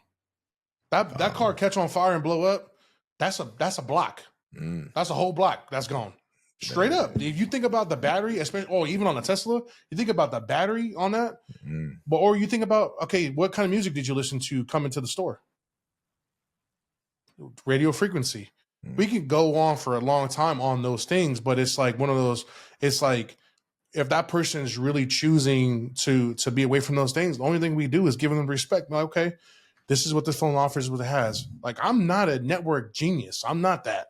Right. My job is not to be a network genius. My job is to take care of the customer and making sure that what we do right by the employee and the customer. That's very important. Most definitely. Very, very important. You're gonna have people who are, who are gonna walk outside and say, man, the sky blue today. Man. And you're gonna have some people like, nah, it ain't blue. Gosh. It ain't blue today. Look at the But chemtrails. Yeah, it's not blue today. Nah, it look kind of off. Man, I used to have people come up during like COVID hit. So when I talk to you, I come from the same experience, money. Y'all gonna take our money? Y'all gonna take it? Yeah. COVID happened, and where's my money going? I'd be like, bruh, ain't nobody taking your money, bro. It's right here. Like, if you want your money, you go get your money. Yeah. And I think it's just meeting people where they want to be met, but also have an understanding too is like, not everybody is going to understand everything, but also not everything needs to be understood. Mm-hmm. That's one thing in life. I think we feel like we spend so much time on this explaining stuff. Right. And that's not even have to do with work, but just in general in life, right? Like we have to explain a story or explain something to somebody, and it's really not. You don't really have to. You don't really have to do that. If somebody is really not understanding and getting it, then that's so fine. Remember, common sense ain't common, man. Common sense is not common. Dude, man. It's true. It's just I think where my success came from is just listening. Yeah. Sometimes people just want to be heard. And so I just listen. Whether 100%. I agree or not, it just is what it is. Yep. But it is crazy, man. Yeah, the respect that you can give somebody, right, is important. And then the most cherishable thing you can give, or the most expensive thing you give somebody, is time. Man. The best teachers are the great listeners. There's people who are battling and stuff, man. I've always learned that with myself and my career, and is also running a business on the side. Is when people react, it might be just reacting off emotion. Yeah. That's not their genuine intent to come across that way. Yeah. So when you're meeting iron with iron, it's not going to be good. Bro, what's one of the craziest customer experiences you had? Bro, I've had my whole life and my family threatened. What? I've had somebody threaten to kill me and to kill my family. Over the phone? Over just minimal stuff like that. But it's one of those things, like I said, where I look at it as nothing's obviously in this store where I'm at that's worth my life or anybody's life, right? You can have whatever you want, what color you want. For real, that's just how it goes, and that's how the company stands. And that's why I really appreciate them, because they truly care about the employee and their family. Right. But when those things happen, I'm a manager, I'm a leader for a reason, so I'm going to handle it like a leader. And I'm not going to feed into it. Mm-hmm. But I'm saying it's like, call that popo on you, though. Oh, yeah, 100%. Oh, yeah, 100%. That's just how it's going to go. But it's one of those things, too, is like letting the job know, like, hey, I remember calling, this was years ago, but calling my DM at the time. I say, hey, this is a situation. This person just threatened me and said he's going to be following me home. This is going to have my family. And I said, I just want you to know that we did call the police, and whatever happens outside of work, just know I'm going to defend myself. Hey, all I got to say, I'm very confident with my hands. I don't got to worry about that. That's not something I ever had to worry about for a long time. Right. And a lot of people have to worry about that. Right. A lot of people just don't have the hands, so they got to pull out some weapons or stuff like that. I'm not one of those people, but when somebody is, I will try to defuse the situation until it escalated. I'm always try to defuse it, because I'm already in the wrong by my look. Mm-hmm. The world already sees me and says, this is a big dude, that he's aggressive. I'm already there. They look at my tattoos. I get judged, profiled all the time. All the time. All the time. They look at me and they say, okay, this guy is aggressive. He's probably some type of way, but I'm really not. I'm just trying to put love on people. And just be Christ-like. How do you keep that up? How do you keep that mentality up? A lot of people just kind of throw their hand, especially now. A lot of people throw their hands up and like F the world, F everybody else. How do you continue being? I look at is that I look at God's promise. I look at the sacrifice of Jesus. And when I tell you more in depth of that, is I look at how that sacrifice fulfilled my life. I'm saying I'm washing the blood. I'm born again, and I come as I am. Sam, I don't have to do good works. Good works don't promise me in heaven, right? Mm-hmm. But it's me having that relationship and understanding and repentance, and knowing that Jesus is the Lord is what gives me that satisfaction. Mm-hmm. You can say anything you want to me. That's just words. That's words. Words don't hurt me, man. I'm not a little kid no more. Words don't hurt me. God doesn't talk about you can't defend your family. He wants you to defend your family, but it's how you go about doing it. Absolutely. Right? It's not what you say is how you. It's not how you say is. No, what you say is how you say it. How right? you say it. Right? Absolutely. It's the same thing with actions. And when that person threatened me and doing that, I didn't take it personal. I said he's acting off of emotion. Sometimes we act off emotion. We let our emotions, be the action and reaction of what it is. But that's not what his intent was. If his intent was that, he would have did something right there. Really, truly, that's really what it is. And sometimes people can't control that. So I even with him, I pray for that. I did pray for him that day. I told my wife, I said, we need to pray for this gentleman. For sure. Because he's going through something. He's going through something right now in life that I don't understand. If something in this store can make him flip out like that, yeah. Over a SIM card. Waiting 2 minutes. He going through something. Yeah. And it's one of those things where it's like, it's beyond me. But I'm gonna give it to God because he's the only one that can handle that. You see what I'm saying? I can't put that on my shoulders. And a lot of people take that stuff personal, right? You might be into a conversation with somebody and you might say something, right? But that's not what you intended to be.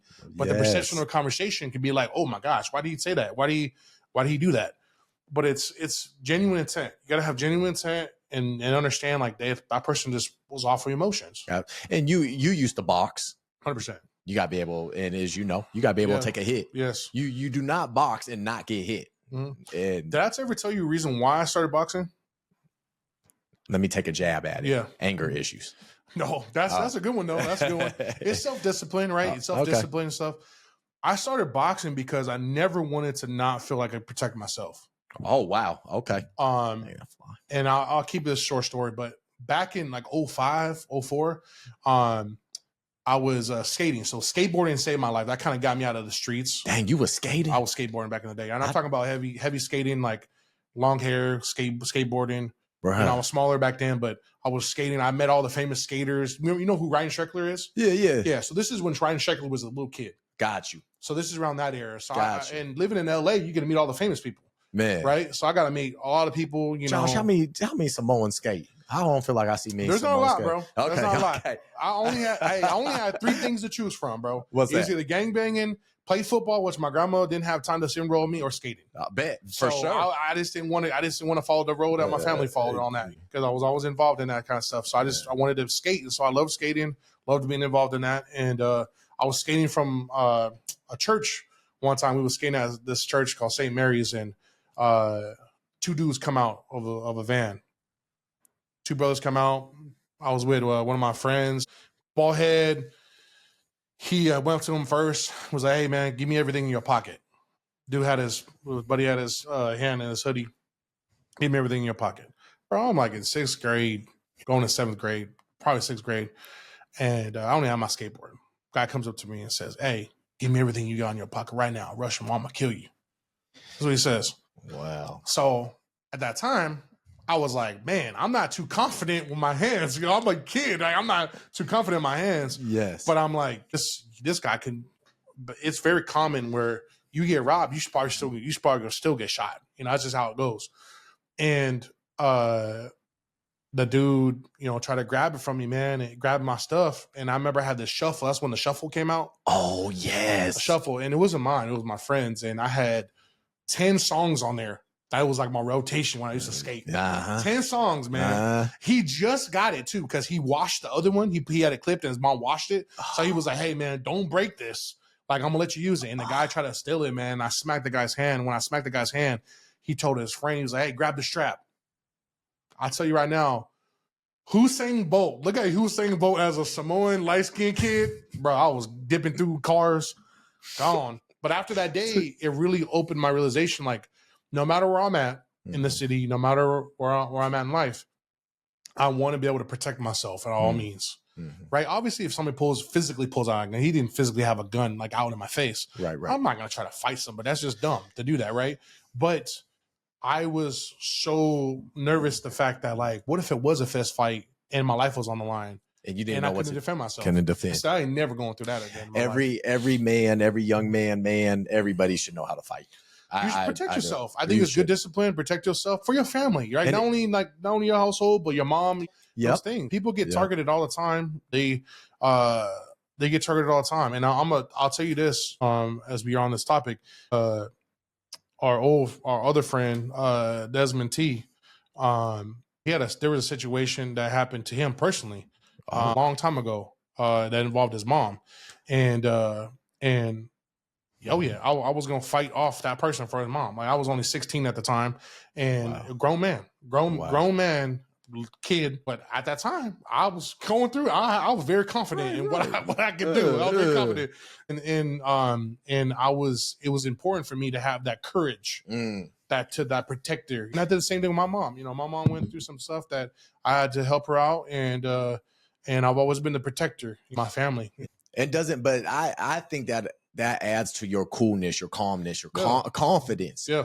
Did you ever see that video? A lot of people use it as reels now, the sound, but they interviewed one of the most notorious child predators.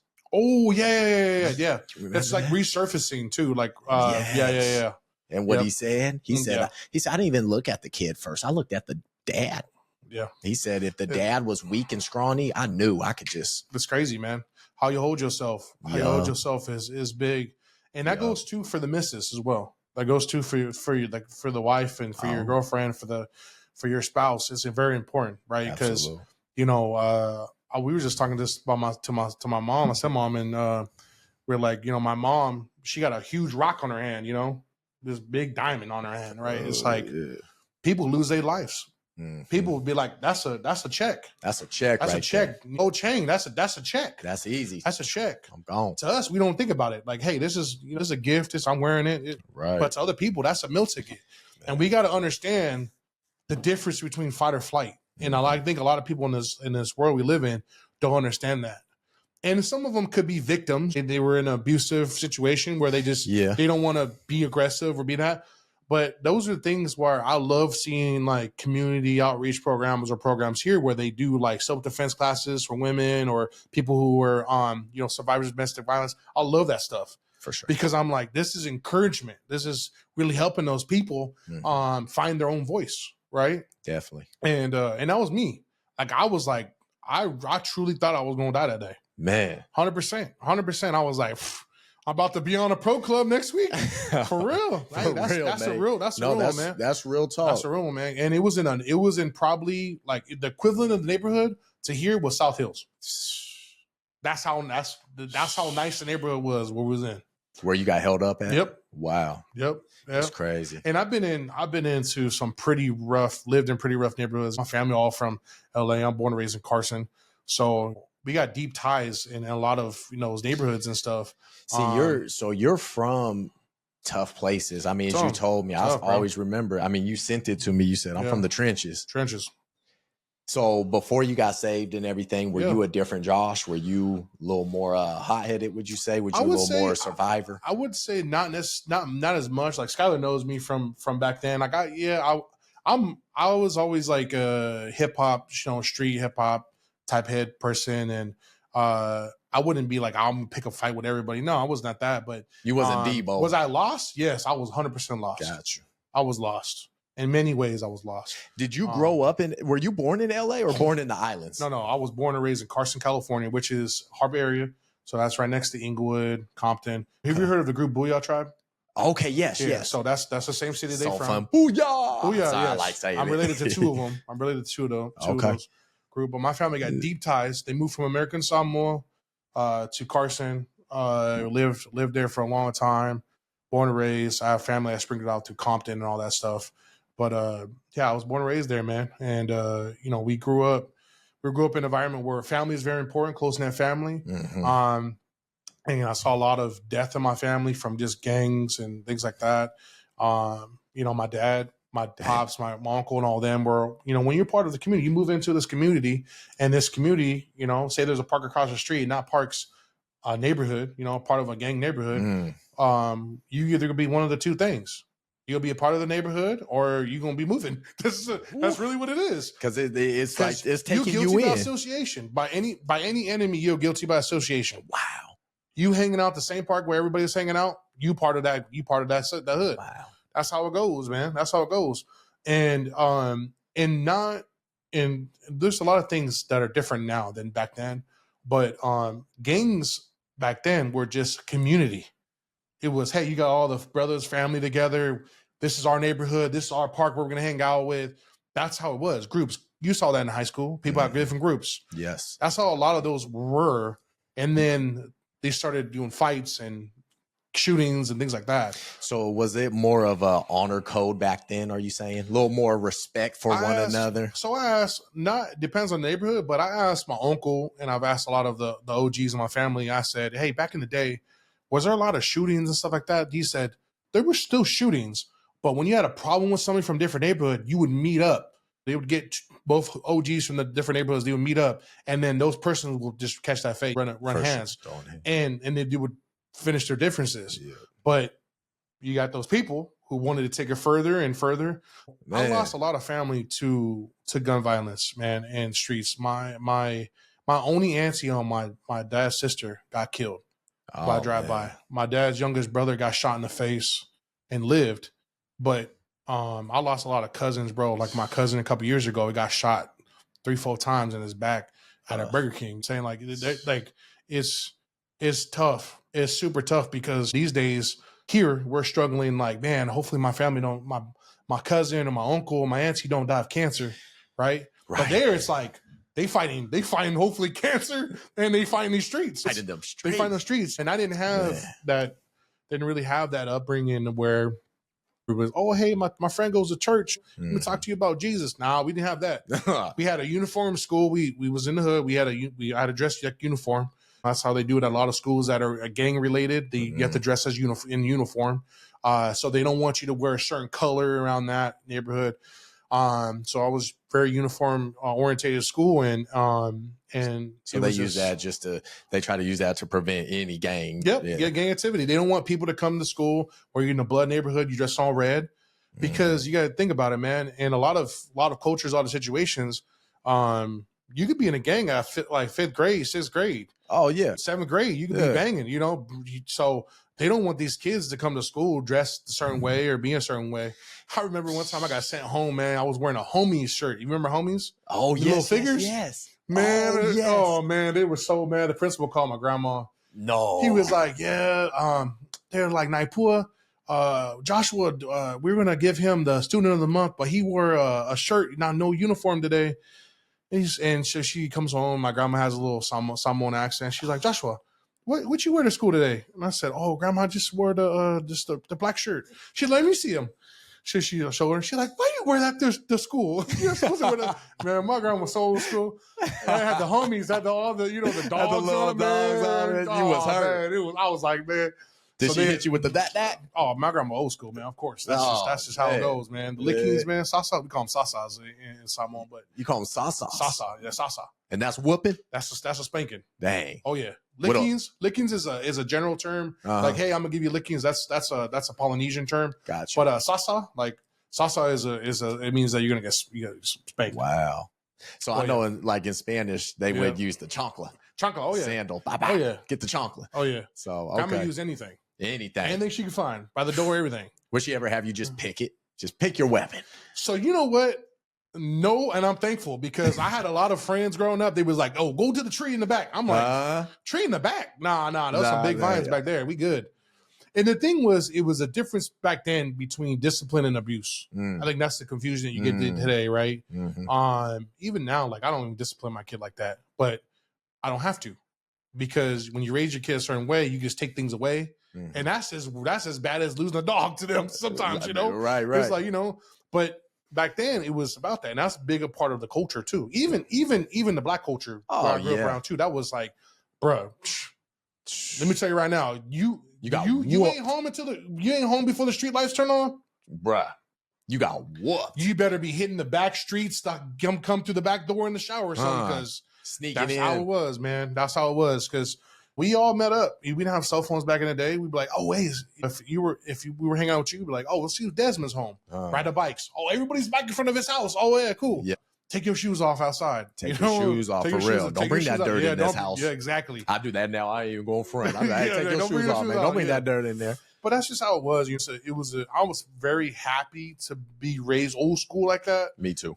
Very happy because it showed me a different part of life, discipline wise, but also growing up, being a parent. I'm like, oh, she did that because she wanted to redirect me. Mm-hmm. Because if I kept making those errors and kept making those mistakes and kept doing that, I wouldn't be where I was at. And see, that's so true. That's so true. My dad, I think my dad did it perfect too. My dad and my mom. My dad was more the discipliner. Oh, yeah. But back in his day, he got whooped. Oh, yeah. Like he got, it was borderline. Rest in peace, my grandpa, but it was borderline. Yeah. With me, honestly, my mom says it all the time, Jay. She was like, I'm surprised your dad didn't tear you up more than I thought he would. He got me a couple times. Don't get me wrong. Set the tone. But discipline. Discipline. Oh, yeah. And he reasoned with me. Yeah. Where nowadays, I think, especially with gang violence, kind of circling back to the gang stuff, you got all these, they calling themselves YNs now. They out here, YN this, YN that. Yeah. And we're almost glorifying it. It's joking with it. Yep. And there's no honor. It's People just like, watch out for the YNs. And that's the thing, too, is here, Scanlan and I were talking about that, is like here, in this culture, especially in like Oregon, they don't have that type of culture here, like where they have to worry about that type of gang stuff like that. Portland has a little sprinkled in bad neighborhoods. Washington, there's always something everywhere, but here, like Lane County wise, right? Yeah. So people get those stories and how to act through music. Absolutely. Right. They watch movies and they like, oh, this is a cool thing to say. This is what I should do. This is how I should dress. Right. And I want to ask you a question. Oh yeah. Do you think there's a difference between nationality, somebody's race and nationality, and culture? Do you think there's a separation between the two? Oh, good question. And why do you feel that way? Yes, I think culture is it's your environment. Now, when you say nationality, I'm just thinking skin tone. Yeah, exactly. That's what I'm saying. Race, nationality. Yeah. Yep. So culture, yes, there's a culture. You're engulfed in a certain culture. So yes, I do think there's a difference. 100%. And I think that's where we're struggling with in a lot of areas, is that people don't think they're different. Or people don't realize that, hey, this person is this way because they grew up differently. Gotcha. Right. And people assume that because you're a certain skin color or you are look a certain way, that you should be this way. This culture. And that's how and what brings me to that point is because when I came to Springfield High School, it was a culture shock for me. Right. Because remember I told you I went to Long Beach Poly prior to that. And I was like, man, this is different. A lot of white people, a lot of white folks, right? And I was like, no, I'm not bagging on that, but I was this is different. This is different. Like, why is it that way? And that's crazy because I was going to enroll into Sheldon. Oh, you would have But my mom was like, no. And then she was like, okay, Thurston. And then my mom was like, no, not Thurston. So I was like, okay, Springfield. So we go to Springfield. Miss G was there, right? And she was like, "Okay, this is gonna be, Shout out Miss G, because she didn't want that culture shock to me, because that's where I cling to. I cling to minority. I cling to what I'm used to. Yep. And when I went there, I started hanging out with everybody. And that's how I met you and stuff. I started noticing real quick that people looked at me, right, and be like, "Oh, he light skinned. Oh, why you talk like that? Why you back like that?" Yeah. They assumed that was from here.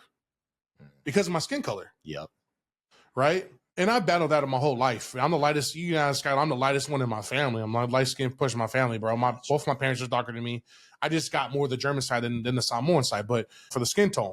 But it's just, when I went to Springfield, I just noticed that, and then obviously when I grew up, I just noticed that a lot of people put those together when they never should be together. There's things, like I'm going to tell you there, and why I bring this up is that your family, right? Your family has deep roots history here. Deep roots history, right? My wife's grandmother that passed away, her mom came on the Oregon Trail. Oh, and established herself in Rainier, Oregon, right? And to a community where they only have one building for a church. Wow. I mean, for school and church and all that. So she came from a whole different walk of life and came here. And when she came here, I asked her, I said, that's the first thing I asked her. I was like, "Oh, you came here for a long time?" She's like, yeah. And I was like, has there always been no mixed people here? She's like, what do you mean? She's like, what do you mean, honey? I said, like, my friend's family are like the first African Americans here. Like, has it always been that way? She's like, oh yeah, it's always been a sprinkle, sprinkle in. And to me, that shocked me because West Coast, this the Pacific Northwest, but it always shocked me because people assume that California's like that, so there should be something here, but it's not. It's not. And people assume that because you look like your skin color looks like you're from here, you should be this way or be this way. Yeah. So, and you probably witnessed that. Witnessed that with people. Yeah, we had your episode's gonna air right after Forest Church. So Forest Church was on here and his went today. You'll hear it. He said it. He was like, bro, everyone thought they saw me because I transferred from Sheldon. Yeah. So I left my freshman year because I saw how just to me Sheldon's very cliquey and political. Yeah. That I had to leave. Yeah. I don't know how it is now. That was 15 years ago. But anyways, Forrest was like, yo, man, everyone saw you. You were the new black guy. Yeah. And yes, I would wear jerseys. I had headbands, had braids. So everyone automatically assumed like he's gonna be this way. Yeah. And they get to know me. Yeah. And isn't that sad though? That's so sad because but we're kids. Yeah. That's true. But then again, but that talks about home. Yep. How are they being brought up? Exactly. So that's the thing is like racism is something that somebody just doesn't become a racist. It doesn't become that way. It's taught. It's taught, right? Yeah. And that's very important. I'm not saying that was racism and that was just more of ignorance of them not knowing what's out there, what else is out there. Right. And that's important for me. And that's why I bring up this topics because as a father, it's important for me to bring my kids around my family. Because when I bring my kids around my family, my daughter growing up, she said, "Oh wow, Dad's uncle, my younger brother, Uncle Jacob, he's a black man." My brother Jacob, don't know if you ever met him, but no, he's darker. He's about your dad's skin color. Okay, bet. Same mom, different dad. Yeah. Right. My daughter goes around. Yeah, that's your uncle. We ain't half brothers. That's your uncle. All my cousins, Samoans. I'm not sure if you know, but Samoans is probably the closest to black culture that you can get from a community standpoint. There's a lot. It's very normal for a Samoan woman to marry a black man or a black man to marry a Samoan woman. Oh, wow. Islanders, very common. Okay, very, very common. That's from the Bay Area to LA. Shoot, shout out all my guy. cousins. All my cousins, they're either married to a black woman or vice versa. So my family is very mixed and very diverse. Hey. So that's normal for me. Jimmy Uso and Naomi. Shout out 100%. Jimmy. Yeah. And that's normal. That's very normal. That's a very normal life that I've lived is a lot of diversity. So moving here, seeing the people going to people's houses, like I went to Skylar's house and Skylar's about the hip hop, you hip hop head. Him and I clicked it good. And then but all of our friends, I was like, man, they don't know nothing about this. They don't know nothing outside these four corners, these four walls. I mean, and it's different for me moving from a type of environment and culture where people look at you and they judge you, right? That bias, that unconscious bias they already have. And it's sad, bro. It's sad. So I wanted to be able to teach my kids, like, hey, this is normal. To see people of different race and nationality, this is normal. Exactly. This is what we embrace, 100%. What we embrace. When my daughter was younger, I was that parent that purposely got her a mixed baby, mixed doll. Absolutely. 100%. Yeah. 100%. I did. I agree. And 100%. It's just... And Mm-hmm. as you see, I post on my social media. That's why I say you strive to be the best possible version of you. Because I do think if you take care of yourself the best, and I strongly believe this, Jay, you take care of yourself, you educate yourself, you travel, you stay in shape, you get some money in your pocket, all these, you experience. You don't learn, you experience. Because everyone's trying to learn nowadays. Let me learn about white culture. Let me learn about black culture. No, experience it. How do you do that? Hey, I'm Desmond. How you doing? What's up, Josh? What's cracking? Let's talk. That's what's missing. Everyone's trying to put hashtag this, put this on the, and I'm like, bro, go shake a hand. Go talk. And not every black culture, not every white culture is the same. No. Right. Like you're bringing like your pops and their family is rooted here. they're not the same as folks like in the South or folks in the West Coast. Like they make fun of us all the time. Can't, like you can't put people in a group. Different cultures. Hey, but that's what makes the beauty of it is that when you have different cultures and they have different backgrounds, you make it to where you want it to be at. Thank you. You know what I'm saying? Like Thank you. I've always been a person that's like, all right, you got this family customs where like this cousin gonna make this for Easter, or this person makes this, right? It's like you're gonna have family customs, different things, a part of your family culture, and as long as you keep incorporating that, then you're good. But if you're going into it like, all right, man, I'm expecting to get this type of food, I'm expecting to get this, you know what I'm saying? Like that you're going in it the wrong way. It's more of in like, hey, I wanna learn and vibe as much as possible. But I've never thought anything different of you. Like I was like, I thought it was a blessing to meet somebody that still had both parents together. Like I was telling you, that was wild to me. That was so wild to me, man, that I was like, and then I saw how big your family was. I was like, dang, this is a beautiful thing.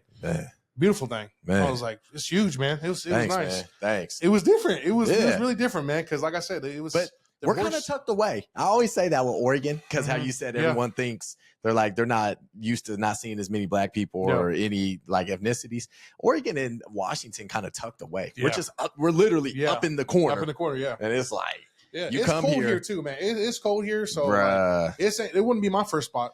Dude, I went to AZ. I was like, in my head, this is how I was thinking. I go, dang, kids grew up in this weather. Like it's just sunny. It was April. And I'm like, this is nice. Kids grew up like this, where I'm in the rain, going through muddy. I'm shit. I know. I went to Yucca Valley. I deserve some sun. I went to Yucca Valley. It was 120 degrees. I come back, and everybody from work was like, "Dang, you dark." I'm like, "Yeah, do you not know that I'm mixed? Like, I'm just here under clouds year round. Like, you can't expect somebody to get any vitamin D if they live in here. Like, that's just normal." Like, and when you do get out there, it's like either too hot or like you don't want to do anything too much. So, but it's like, no, I think it's a good mixture to go try different places. I love Arizona. Arizona's cool. It had me thinking. Arizona's definitely a highlight for sure. Jay had me. I love home, but I said, shoot. I know, mom. I know your mom was like, "You better come back." She was like, "I got your dog. She's like, you better come back. Come get your dog. I'm gonna start charging you tariffs, bro." For real. For real. Me and Brad was chilling. Shout out Brad Cartoons. That's cool. You know Brad too. That's cool. Oh my. What's your advice to somebody in life that's just going through it? How does Josh get through just tough times in life? You've been through so much. Yeah. What's your secret? So I'll tell that to any man or woman that's dealing with this. So keep in mind, I graduated in 2012. The last 2 years of my high school, I was sleeping on couch to couch. There was even one point in my time where I was sleeping in the back of the four-door Honda Civic. Wow. Sleeping washing, taking showers at the school. I had the janitor open up morning shift. Would you hide that from kids because you were embarrassed? No, not at all. But it's one of those things where I don't tell my story much because I don't want that to be the image or face of my success. Where I don't want people to look at me like, oh, that's who Josh is. He's the person who went through the struggle and that. No, I want them to be like, Josh is normal. He's taking care of his family. He's walking through life with Christ on his back and represent Christ. I just don't want them to be poor me. I don't want to use that as a scapegoat. So when I tell my story, like, hey, I struggled and I went through, I try to spend most summers at Skylar's house because my home life was just bad. And being kicked out at almost 16 years old was rough. Wow. Working at Chuck E. Cheese, I walked home at 2:00 in the morning, knocking on Silman's door. Hey, Silman, he used to live by the roundabout in Springfield by Game Farm. I said, hey, man, do you think you could take me home? I got to walk all the way to 54th and Main Street. I just worked really late at Chuck E. Cheese, man. Could you take me home? Mom was like, oh, yeah, mijo. Like, his mom was so nice. Brothers, all of them got up. Oh, yeah, I'm going to take it. And someone took me home. Man. And so I lived very rough. So there was a lot of uncertainties there where I was like, man, I hate my life right now. Damn. Or people that I thought were there for me, people that I thought would be there as family weren't there for me. And it's important for me to know that there's one mission. My grandma died in '09. I told her that I was going to graduate high school. I said, Grandma, I got you. I'm going to graduate high school. I said, can I get a tattoo?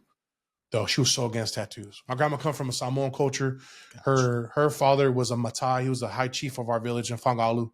And he had nothing but tattoos. Her mom had her legs done traditionally. Wow. My grandma was totally against. She's like, no, don't get no tattoos. Yeah. I said, Grandma, I'm gonna get one. She's like, okay, a small one. I'm still going, you know. So I told myself, hey, I'm gonna graduate high school. I forged my grandma's signature after she passed away because I had nobody in my family that wanted to enroll me to school. So I enrolled myself to school every year. I forgot the gentleman's name. I went to play. I stopped playing football because it was hard on me because the only people that would show up to my games was my wife and her family. Wow. Which was my girlfriend at the time. Yeah. My mom, none of my family members walked me through on senior night. Damn. I had a Miss Cook walk me down. So when you're talking about coming from a rough childhood, rough upbringing, rough home life, and you feel like you're losing hope, just understand that there's more to life than what you're currently going through, and it's very important that you stay as positive as possible. And there's be some times for uncertainty, but there's hope. Sure. And what will get you there is to not be tunnel vision, where you look at things as just as you see them, but look at the larger picture and set goals for yourself. That's very important. Absolutely. I remember sitting in the back of that car being cold as heck, be like, man, crying, like, man, God, just give me one chance. I'll never turn away from you. Please get me out of this. And I remember that. I remember those conversations I had with God, and I remember just being like, all right, if he's going to enable me to do this, I also need to enable myself to put the work in. Worked very hard. Graduated 2012. Okay. Going through the motions still. Got to sleep in my first bed, bro, when my wife and I got married. My whole life, I grew up sleeping on the floor like this. A mat in the living room. 2-bedroom apartment, 8-9 people sleeping in there. Really, really rough stuff. Sometimes when grandma got diagnosed with cancer, there were some times where it'd be 3-4 days no food in the refrigerator. You know, so it's tough. It was some tough times I had to deal with, but through the grace of God, that was the best decision I ever made, was to give my life to him. Wow. Because now I can break the generational curse with my kids. My kids now, I pay for their top-notch education. Kids go to one of the top private schools here. Been paying for them for years for them to go. My son just started going there. And I get to be involved in my kid's life. I have a beautiful wife who gets to be involved. And this will happen. These things will happen eventually in your life, as long as you continue to go through the process of setting goals for yourself and never giving up. And having a friend. If you have a friend who's truly there, like I have you guys truly there, lean on those friends. Those people will be a long-term relationship. That's true. Not everybody who says that they're your friend is your friend. So remember that. And not also, with that whole term when it says blood's thicker than water, there's some friends, though, that are family, that become family. So you got to remember that, too. Absolutely. And so that's all I would say, is just be encouraging to one another, pray, and just reach out to people you can reach out to, man. Because I didn't have nobody until I found somebody. I just stayed positive as possible, man. Yeah, you found them. But I made it, though. I'm not rich or anything like that, but I'm taking care of my family, and I've already changed my history, my generational history, my family, and I'm giving more to my children that I've ever witnessed. Damn. Ever witnessed in life. See there. Ever witnessed in life. And I came from nothing. Literally nothing. Man. Trenches. Man. Trenches, bro. I used to walk. My first job was Chuck E. Cheese. I used to walk from Gateway Mall to 54th and Main. The buses stopped at 11 o'clock. I was 16 years old, and they had to have me clean all the games. Wow. And so some nights I didn't leave until 2 o'clock in the morning, 1 o'clock in the morning. Shout out Scanlan, too, for doing that. Oh, 100%. Scanlan's always been there. Man. It's a real one. Always been there. That's a dude I can call any day and just know. My pops and my brothers and them, they over them. Most of my older brothers are 4 years older than me. They all wanted me to move back to LA, but I didn't want to. I didn't want to move back to LA. They didn't want to live that life. They didn't want to move back to LA. And then at that time, I met my wife. I met my wife 2010. So I was like, I'm gonna go through this struggle because I believe in us. Yeah. 100%, man. Straight up. I believe in us. My wife, that's why one thing with our relationship will never break. And your mom probably relate to this too, is that I had not even lint in my pocket, not even a clean shirt on my back. And this woman took care of me. She had a driver's license, she had a job, she took care of me. Yeah, we went through some things where we had to go about it a certain way, because of our faith and stuff. And and it just prolonged us getting married and those things, but it was all worth it. It was God's timing, man. So I would say never give up hope, be strong, and don't have that tunnel vision. Set goals, 3 to 5. Set goals. That's huge. Goals are huge, especially coming from our cultures. It's just the way we deal with trauma is we just kind of go through it, and you got to set goals, many goals, just to keep you inspired. Yeah, 100%. One day do this. Yeah. Next day do that. Yep. Goals are huge. Yep. I neglected goals for a long time. Yep. I really did. And then when I start writing stuff in my calendar, like this needs to be done by Thursday. Yep. You get it done by Thursday, I feel so much better. My whole dream is to be able to be looked at and be like, he was a good man. Even to my kids, man, that just kind of gets me emotional, but it just to my kids to be like, man, he was a great father. For sure. He was involved. That time is something that you can never get back. And to my wife, he was a loyal partner. He was loving, encouraging. He was the most faithful. That's the things I care about. Man. I can get a check. I can get paid. I can find a job. I'm a hardworking person. I'm a reliable person. But I can't get a new family. God gave me this family for a reason. He blessed me with the people around me for a reason. My circle is a dot. That's how I move. And that's how I'm going to continue to move in life. That's good. And it's for a reason. No, that's good. It's for a reason. And I don't change my morals and don't change my relationship or sacrifice my relationship with Jesus for nobody. Man, I have not talking to family members because of my walk with God. I've lost friends because of my walk with God, and that's because of their choosing. It's not because of my choosing. I said I will meet you where you need to be met, and those people feel overwhelmed because you're a believer of Christ, and Holy Spirit is what actually happens is that when you start living a certain way and you start acting a certain way and your perceptions a certain way, that Holy Spirit is overwhelming for people who ain't living that way. You see what I'm saying? When you live in dirty and you're not doing right, but you always preaching to people, and when you get around somebody who's really trying to live the best life and you can see the reflection of Jesus on them, it's uncomfortable. It's very uncomfortable. So people, instead of being involved in, they try to avoid it. And that's what I want to continue to be. I want to try to be his beacon and continue to be the best father and the best husband I could possibly be and the best leader in our community. For sure. You know what I'm saying? That's the only thing we can do. There's a lot of kids struggling out there. There's a lot of people who are struggling, going through the similar things that we've gone through, similar things I've gone through. And I just want to be encouraging, man, and try to let them know that, hey, you were given parents, but that doesn't mean that those people are perfect. That doesn't mean that those people need to raise you to be the person you need to be in life. It might be somebody else. It might be a grandma, might be your friend to help you, right? To find that path.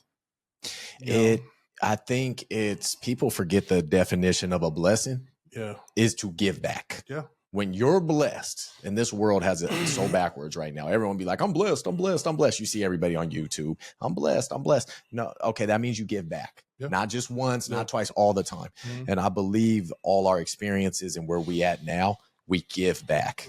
Mm-hmm. And that, Jay, is why I invest so much in this podcast. Yeah. I invest so much in myself. I invest in so much in everything I do, because people get it twisted. This ain't for me. Yeah. This is for we. Yeah. I get to have you here giving me your valuable time, and somebody's going to listen to this. I didn't go through what you went through. Yeah, yeah. I can understand, but I can't relate. Yeah, 100%. And people get so twisted, bro. I'm like, this is a we thing. Yeah, 100%. Like, this isn't Desmond Talks. Yeah. This is Garage Talks, and we're in here talking and you sharing your story. Yes, we need to find ways to give back to the community. I coached at Springfield this past year, Springfield High. Yeah. And your stories reminded me of this kid I had. He was in foster homes. He had a crazy attitude. And even times I sat back like, you little, and then I said, Des, he don't have much. Yeah, when you go through foster care, man, like me, myself, and my two older brothers, we went through foster care. And when you go through foster care in LA, especially if you're looking at in the 90s, the first thing they want to do is separate you. Why? You know what I'm saying? Why would you want to separate from your siblings? It's you think about it, man, because a lot of it has to do with community involvement. Think about gangs and things about those things. And, you know, I remember the social worker, his name was James. Really cool guy from El Segundo. But I remind myself every day is like, you never know what a person's going through. You never know what their child is going through. Yep. You know, a conversation can save somebody's life. Absolutely. A testimony can be that blueprint. Yes. You know, it can really help somebody. Can really help somebody change their life or change the outlook of life. It's important that people understand that Jesus was the importance of my life. I was hopeless and he provided that hope. I was weak. He provided that strength. Because I remember what my life was without him. And I tell you what, bro, I would not be here today. Man. Death would have been easier. Man. I'm being honest with you. No, I feel very honest with you, brother. You really think you would have been dead? 100%. Dead and gone. 100%. There's nothing when you're at rock bottom. Now I've reached rock bottom. When you're at the floor, there's nowhere else to go. Man, right. You're hopeless. Right. You're hopeless, and you have nobody to help you. Some people need guidance, right? I'm a kid. I was a kid. I needed guidance. The only person who could provide me guidance died. The person that raised me my whole life died on that bed. And the last word she told me was to forgive my mom, forgive my parents, forgive my family. So last word she told me. You see what I'm saying? I was a kid, bro. Dang. I was a kid. And a kid that was from a broken home, dysfunctional, and was trying to make it out of life, but trying to be normal in high school. Trying to be a part of the sports, trying to be a part of the conversation, part of the jokes. That's why I like to joke around. You was a comedian. Yeah, that's why I like to joke around. That's why I like to do that, because I like building relationships. I like building communities with people. Because you was missing that at home. Dude, you didn't have it. 100%. And then also, too, is laughter can really help people. Absolutely. Laughter makes, man, watching somebody smile, man, is the most beautiful thing. Bro. You see what I'm saying? Bro. So when you come from that brokenness, that broken home, and you're used to that on a daily, right? And you see people go through this time after time, and it's important that I'm like, hey, I understand what hopelessness might feel like, you know, what you potentially think that is just the end. It's not. I can promise you that. For sure. I can promise you that is not the end. And him and I have had those conversations. Scanlan and I have had those conversations before, with many things. People battle it. Everybody goes through a struggle. Every struggle is different, right? Some people's struggle is financial. Some people's struggle is emotional, physical, whatever the case may be. It's still a struggle. It's still a battle. Still a battle for them. But they have to understand, though, the battle is not won. It's not over. It's not over. Don't give up. Yeah. Don't give up on that. You have to fight. You have to fight. And not fighting might not be you doing it by yourself, but it might be a community, right? It says one person, right? It doesn't take one person to raise somebody. It can take a village to raise somebody. Thank you. Right? It takes a village to raise somebody.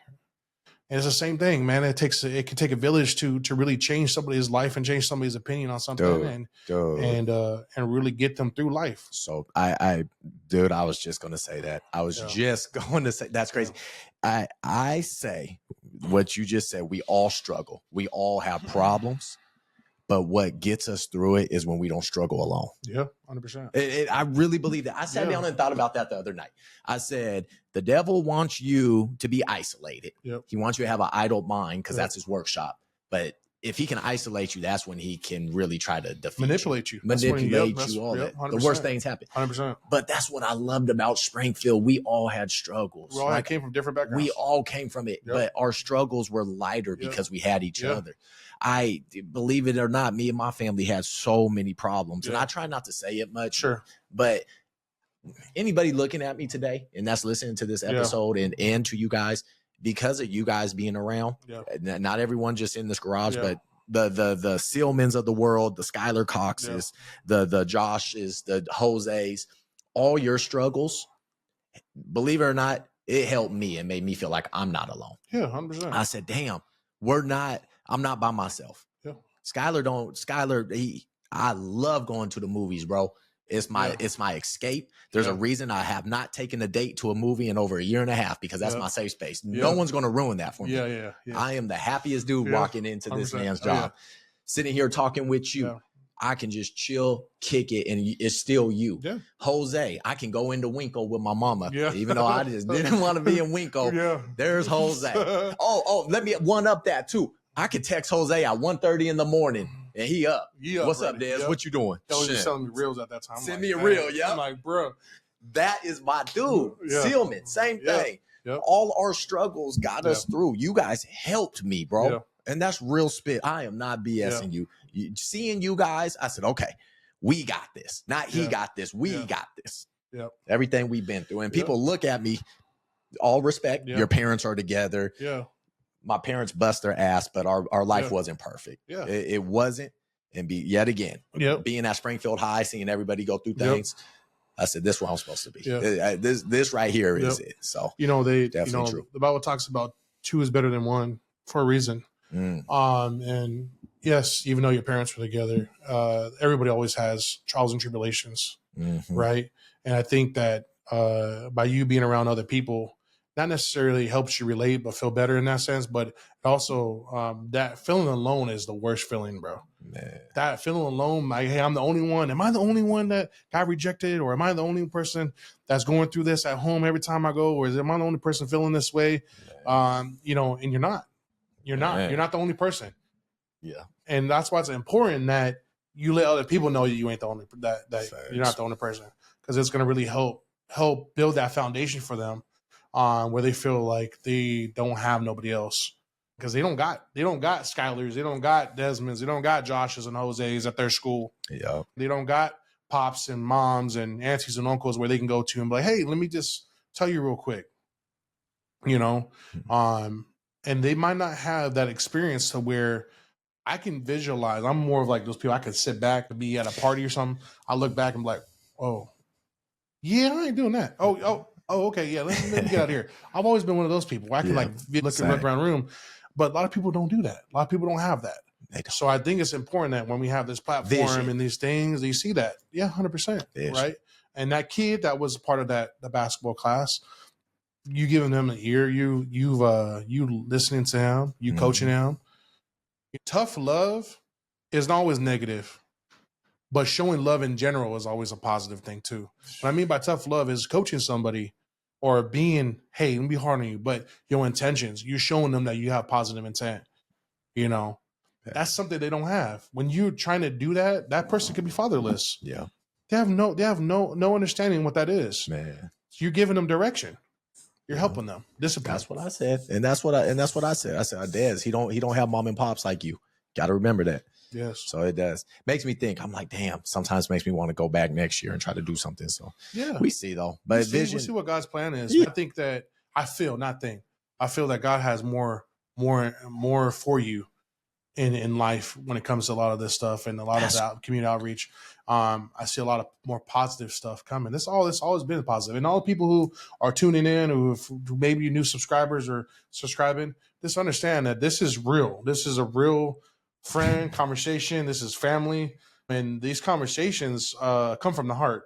And these conversations are not meant to point out somebody's weakness as dealing with this, or pointing out somebody's flaw in life.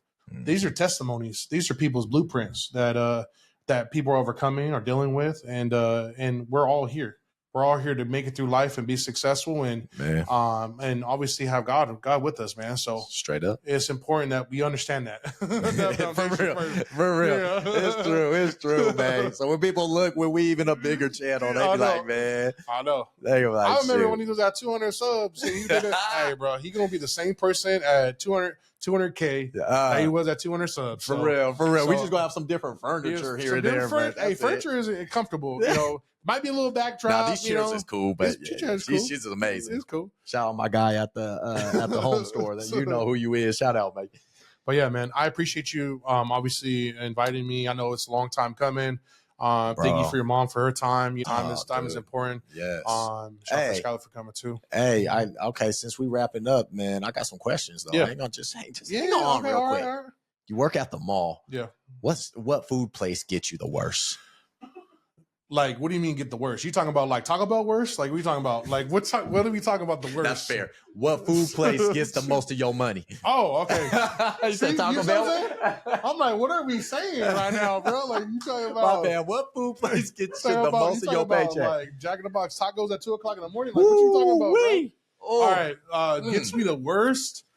Which one get the most of your money? So I'm a big advocate about helping local businesses. Okay. Big advocate about that. I think it's very important because there's a lot of mom and pop shops, local businesses that are starting up or their family relies on that, right? For sure. And rent at the mall is very expensive. So I help out a lot of the local food spots there. So there's a pho place there, which is really good. They also own the boba spot over there in Thurston next to 7-Eleven. Super Bowls, yeah. Super Bowls. My man's...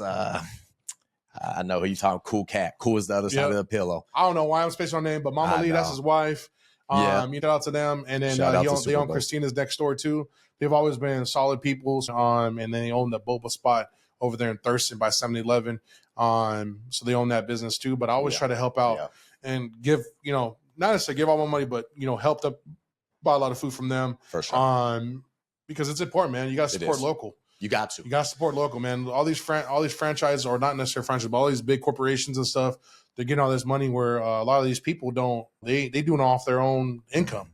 They can't get loans. They, sometimes mall, it's going to get busy now, but there's some times where some weeks you might only get a couple customers. Man. You got all that food that can't be pre-prepped. That have to be made on spot. Some of it's pre-prepped, but then you can't, you don't, where's that going to go? Yep. So I think it's important to support local. But yeah, I would say those two spots is like one of the big ones that I definitely do. They about to put a gotcha burger in there. Shout out Gotcha Burger. Gotcha Burger. Shout out, y'all. Shout out. They put that joint in there. So. Let's talk about some sponsor work. Let's learn about some sponsor. We go further together. So they're gonna got that. But yeah, I would say, man, you caught me off guard on that question. I was really like, what are you talking about? But what about you? What would you, not even in the mall, but since you're on the topic. Oh. Food spots. So they just put Dave's Hot Chicken over there. But I think, is it too hype? I think it is. I think people just looking at Samuel Jackson being one of the franchise people on it, and they like, I just want somebody to yell at me when I walk in there. like, yo, if you ain't yelling at me while I'm eating this chicken, I don't want it. I don't know. I don't know what people. It's cool. I had it down on campus because I got that one on campus. Yeah. It was good. Yeah. But Wingstop got me right now. Wingstop. The Wingstop over here? Wingstop, yeah. Okay, what's your favorite wings, man? Okay, I don't judge. You go because I'll pull my order. It's saved right here, so you go first. So if it's hitting like how it is hitting back home, lemon pepper is going to be a classic for me. Shake your damn hand. If it's hitting like it's hitting back home, lemon pepper is definitely going to be it. They did have some Cajun. They did have some Cajun, and there was also Korean spicy sauce that they had. But I don't know. I haven't been there for a minute. But bro, the lemon pepper is hidden. I could go lemon pepper all day. Hey, but when you got to promise the next time you eat it, you got to record yourself saying, huh? You know why, right? Because Ross, I already know. Man, I remember that when Ross did that commercial, he ate them wings. He was like, huh? I was like, dang, dude. Every day I'm hustling. Oh, man. Yeah, that Wingstop hits, and then let me find this other one I get. I forget the name of it. I like sub shops. What's your? I know you had Big Town. Shout out Big Town Hero. Troy. Cool. Shout out you. One of my first guests, Troy. Yeah. We need to have you back, Troy. Yeah, Troy. Big Town Hero. Yeah, that place is classic. That place is good. Tuna sandwich and tuna salad. Those were my two. You know that a sub spot is bomb when the tuna sandwich is good. That's fair. That's fair. Because you think about it, right? That's People fair. either over mayonnaise or they don't use a good mayonnaise. I'm sorry. I'm just a mayonnaise like I don't know. In the Samoan culture, bro, the mayonnaise wrong. It's just wrong. It's just wrong. Yeah. They do a good job. You remember that movie Undercover Brother? Come on now. When she put the mayo on the sandwich. That would always gross me out. I'd be like, bro, oh, that was Miracle Whip.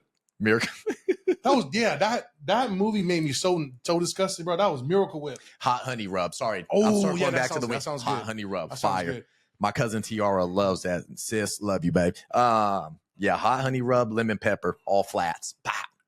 Dang.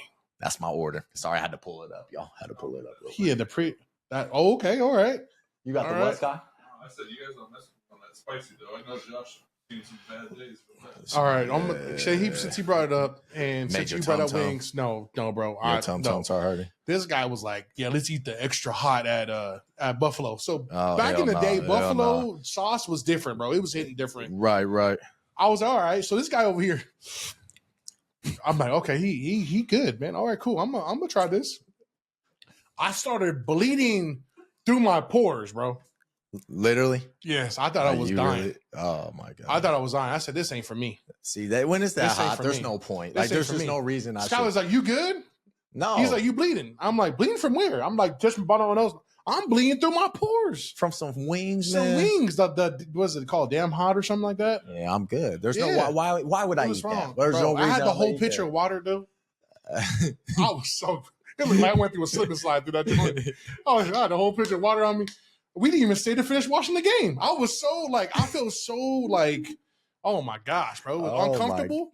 I was like, bro. dude, my mouth is hurting. My nose started hurting. I was like, this is weird. I've never had to deal with this before. So Jay, and I put it on record here Yeah. because this is everything here in this safe space is record Yeah. when we're talking here. Yeah. I'm grilling this summer. I cleaned out my Traeger, bro.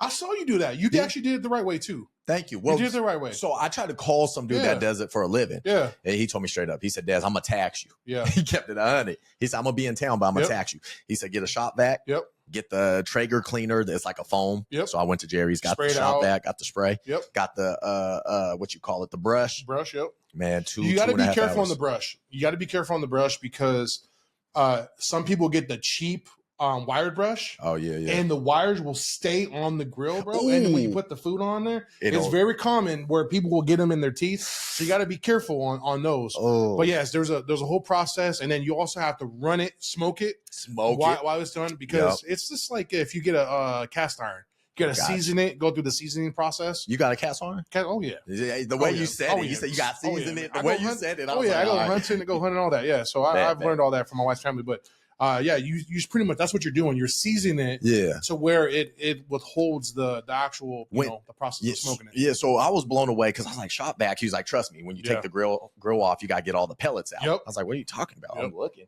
And so I put the shop back where the pellets go Mhm. through. That thing was just sucking the pellets. Mhm. No pause. No diddy. It was sucking all the pellets. No diddy. Oh. Sucking them all through. No And I was Sean like, Combs, damn. But yeah, I was sucking them all through. I was like, yo, this is crazy. Yeah. Dude, it was like 2.5 hours. It also helps too because that when you boy's scrape, smoking. there's all that excess, and then you can vacuum all that stuff too. Yeah. But that's the only thing that I would encourage anybody who's cleaning out one of those or any any grill. So you'll see people the old school traditional way they'll get an onion.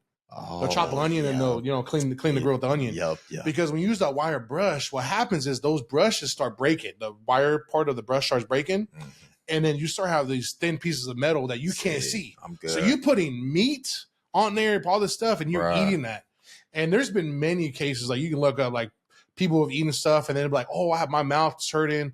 And it'd be like a piece of a wire brush or wire stuff in their mouth. I believe it. Yeah, you just got to watch out from that stuff. I man. got that Traeger brush. I paid Yeah, like $50. oh, yeah. So Oh, yeah, I know yeah. they locked in. You'll be in there like, oh, $1.99. I think this is going to work. Yeah, Oh, it's good. you It's get gonna what cost you pay It for. cost you $1,099 at the dentist. Hey, that's why I believe in Apple. You get what you pay for. They might Yeah. tax, but And hey. stop Googling stuff, people. Everybody over here trying to Google stuff to get things done.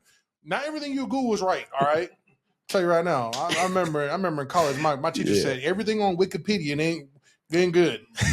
I was like, I don't Wikipedia anything. Stop Googling stuff, bro, because everything on Google will lead you straight. Don't trust AI all the way. Yeah. It ain't like that yet. It ain't like that yet. I'm telling you, everybody making AI videos. Man, it's scary. YouTube is good though, because you know it's real. It's a real. You can tell if it's a real video.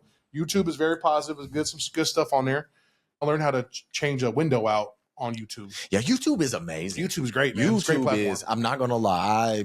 I learned a lot from that. I said, ooh, That's the only premium subscription I pay for. man. For real. I kid you not. I Man. spend a long time doing that because I do events and stuff like that. So, and How's your side businesses? good. Yeah, we good. We You do what? cards? So we do conventions. I do convention centers and stuff like that. So we do like Comic Cons. I just kind of do that off to the side. But then what do you do there though? I sell like antique figures and like TCG cards and stuff like that. You need to go talk to Woody, my boy Woody up at Pallet. He loves that stuff. Oh, okay. They do a lot of Pokemon. Yeah, He's big on Pokemon. Go talk to probably, Woody, bro. I got about like 8-9K of cards and stuff right now. Do you move them or you just? Oh yeah. Oh, you move them. I collect them too. So like, because they're investments. So a lot of people, so the folks out there that don't know, but there's other things to invest in, okay, that are materialistic. All right, so don't be knocking me on these. All right, talking about you got this grown man with a man bun collecting Pokemon cards on here. All right. So don't be trying to knock me on anything like that. That's all good. But what made me get into it is because I grew up around it. Right, that was at the Swap Meet 7-Eleven where I grew up. They always sold Pokemon, and what got me into it was I was like, hey, I want to pass this on to my kid, right? Or try to do something with my kid, or I can kind of take them to events. Mm-hmm. And but it started off with just selling like anime figures and like Dragon Ball Z stuff. And then I had a buddy that I met at one of the events. He said, hey, have you seen this charger before? And I was like, dude, like when I was a kid. He's like, yeah, I'm about to sell it for a couple thousand. I was like, couple thousand? What are you talking about? This is cardboard. This is after COVID, by the way. This is when Logan Paul and like did everything to make Pokemon kind of increase for scalpers and stuff. So anyways, I go to the event and I'm like, dude, this guy is making like crazy amount of money and he's only selling the extra stuff that he has. Not his like personal collection. I'm like, this is awesome. So then I was into sports cards and stuff like that. So I started, getting dabbling. Jose's always been into it. He's been a Pokemon fanatic. That dude right there probably has Pokemon pajamas he goes to bed to. No, I'm just saying, Jose, you one of those people, bro. Jose, you still supposed to see my cards, man. I got a bunch of cards. I need to show you. I'm gonna see them before you do. Honestly, I'll go grab them. But he was like, hey man, this is a good investment to kind of get into, and I use that for networking. So I shook hands and met a lot of famous YouTubers. I'm talking about people who have millions of followers that do retro gaming and do like podcasts around sports. And I met all these people from these events, from running a table, meeting customers, meeting these people. I'm like, I learned a lot. I learned a lot how business moves. I learned a lot about customer facing and what to do, brick and mortar type of stuff. Yeah. So I learned a lot about that. And that's what kind of made me do that. And because I use vacation and do that stuff because I have a job. But my wife's business has always been into a fact that we started up, and that's called Flipping Antiques. Shout out Flipping Antiques. I'm not trying to plug that in there, but that's the name of it. My wife, since she was a stay-at-home mom, she wanted to get into something that she wanted to own herself. You stay at home mom and you're dealing with just kids all the time. You want to own something yourself, Yeah. You don't really have much friends or people like, hey, you want to come over and hang out? No, you don't really have that. So she was volunteering at the church, and I said, well, once you get to something, bro, we was tired of buying from Target, IKEA, and all these places where the kids will jump on it and then the whole thing break. I'm like, come on, man. Yeah. And no, my kids, they break everything. So I was tired of spending all this money. So we're like, let's invest into solid wood products. For sure. Right? And so my wife was like, okay. She started learning about different type of wood, difference between pine, maple, how to stain those two, ducktail, that stuff. To the point where she was like, all right, I'm going to buy this. I'm going to restain it, refinish it. And then she's like, all right, I'm done with that. I'm going to sell it. Sold it. And then everything she started selling was selling. And so she was like, dang, I really enjoy this. I could work with my hands. I get to learn about natural woods products, and I get to make it my own. And so she started a business called Flipping Antiques. We ran out of a section in antique gallery here in Springfield where we have a booth. She has her own booth there. Oh, you got a whole booth? Yeah. Okay. So we have a little storefront, little booth that she does, and we rent out the space and she does all her stuff there. And we've done commissioned items for people who are pretty high up in the city, work for the city and stuff, personal items. And she loves it because it's something she can call her own. Yeah. And I wanted to support her as much as possible. So guess what? I was thrifting with her. That thrifting right there. I was like, hey, let's go to the estate sales. Let's go to these. And so that turned into even more of the figures in Pokemon because I'm going to estate sales. I'm seeing all this stuff being sold from these families, antiques and things. So I'm like, all right, let me incorporate this and kind of make it a hobby. Yeah. So I started doing that, and it's just for fun. I do it for fun, but My wife just loves it. She loves doing that stuff. Dude, these times we need the side hustles busting too. We need the hustles. We definitely do. We definitely do. What I do admire, just everything you said about you and your wife, I do admire this, man, because I think one of the things I believe a lot of people lose themselves in relationships and marriages. It's cool that you support your wife as an individual. Yeah. She gets to be, you still make sure she has her own individuality, her own personality. I feel like a lot of partners lose themselves, and that's what messes up marriages and relationships. So shout out to you guys to support each other. It's important, you know, and it's her own identity. Your mom's the same way, you know. Your mom hustles and does all the things she needs to do. Yeah, she knows that your dad's going to support and be reliable, right, in the relationship and what he does and what he brings home.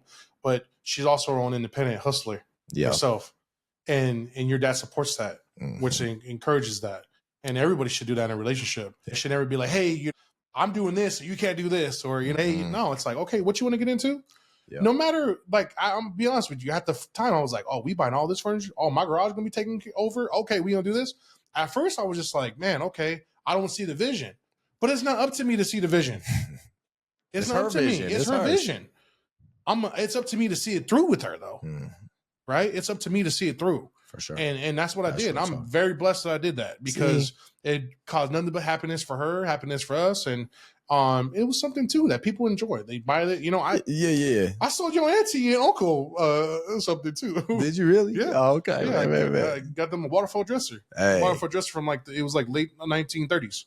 Waterfall dresser. See, that's what's up, man. Hey, that's what it is. That's huge. Yeah, that's definitely. With my mama, she worked for so many years, and then now she's not able to work like a 9 to 5 so much anymore. So she's finding her way, helping with the podcast, helping with other things, and you know, it's hard for her. That's hard too. But it's huge. That's hard because as somebody who is independent as your mom, I imagine, is it's hard to be able to find your place where you're so used to being like, this is where I'm at. Yeah, this is where I'm at. Because she was at the mall. You saw her at the mall and everything. She was a hustler in there. She was a hustler. She's a hustler. Hey, what's for you, real quick? What's the busiest time at the mall for y'all? iPhone season. iPhone season used to be where it's at. Really? Through iPhone season when I started, man, 10 years ago, they used to bring the news out. The news out. Low key, I miss those days. I do too. We used to provide like coffee and all that. And quick thing, I was the person to open the doors, and the guy that was up front was like to the cave out. He was like, "Hey, don't film me. I called out of work. I told him I was going to take my daughter to the dentist. I'm still going to take my daughter to the dentist, but I got to pick up this phone first." iPhone 6S came out. Wow, bro, it was first in line. He said, "Don't film me." He said, "Well, we're going to see this." I was dead. I was like, man, it's that deep, man. I was like, that's crazy. Damn. That's crazy. But yeah, it gets busy. It's going to be peak season for us. You know, during summer, it starts going. So as you know, some people don't pay attention to quarters, you know, quarterly stuff when it comes to like retail businesses. But this June is always the end of second quarter. Okay. So as third quarter is going to be pretty much the summer. Gotcha. And then we start going to the fourth quarter. Fourth quarter then leads to the busiest time of retail. And that's just when busy. A lot of drops, launches, and things like that. That's the fourth quarter. We fourth quarter. Hey, for sure. It's not how you start. It's how you finish. That part. Thank you. Important. That is life advice right there. Life advice. Life advice right there. Life advice. It's how you finish. Yep. Sure. That's life advice. Man, Jay, appreciate you, bro. Yes. Appreciate you. Appreciate, obviously, everything you're doing. Like I said, it's been a blessing, man. Absolutely. It's been a blessing to be here. It's been a good moment. Obviously, it's not going to be the last. We're going to try to get a group of us up on here. Yes. You guys, we're getting group sessions going soon. I'm probably going to make those be live too. So we just do group sessions. We're going to do that. We have to start it by saying, "Hey, chat, you were there, chat?" I've been watching Desmond chat. Oh my gosh, I've been watching some of those streamers. I have. The Neon, I like the Neon kid. Yeah, you see Neon? Yep. I feel like he represents the nerds. I like it. Yeah. I'm like, I respect that Neon kid. He nerdy, goofy, and he killing it. I like that, mate. Yeah, there's some good stuff out there. Some definitely good stuff. But no, I appreciate you, brother. Thank you so much, man. Oh yeah, love you, man. Appreciate you, man. Oh, yeah. Appreciate you. You already know what it is. World, that's another episode of Garage Talks 5417 podcast. Shout out my guy Josh right there. Yes, sir. Thank you for your time. Thank you so much. Your presence is a presence every time you listen. Remember, smash that subscribe button, ring that notification bell. Help us grow. Help us grow. We're getting out there more and more each time. And until then, hug your loved ones. Be present in the present. Bless up, y'all. We out. Yes, sir. Yes, sir.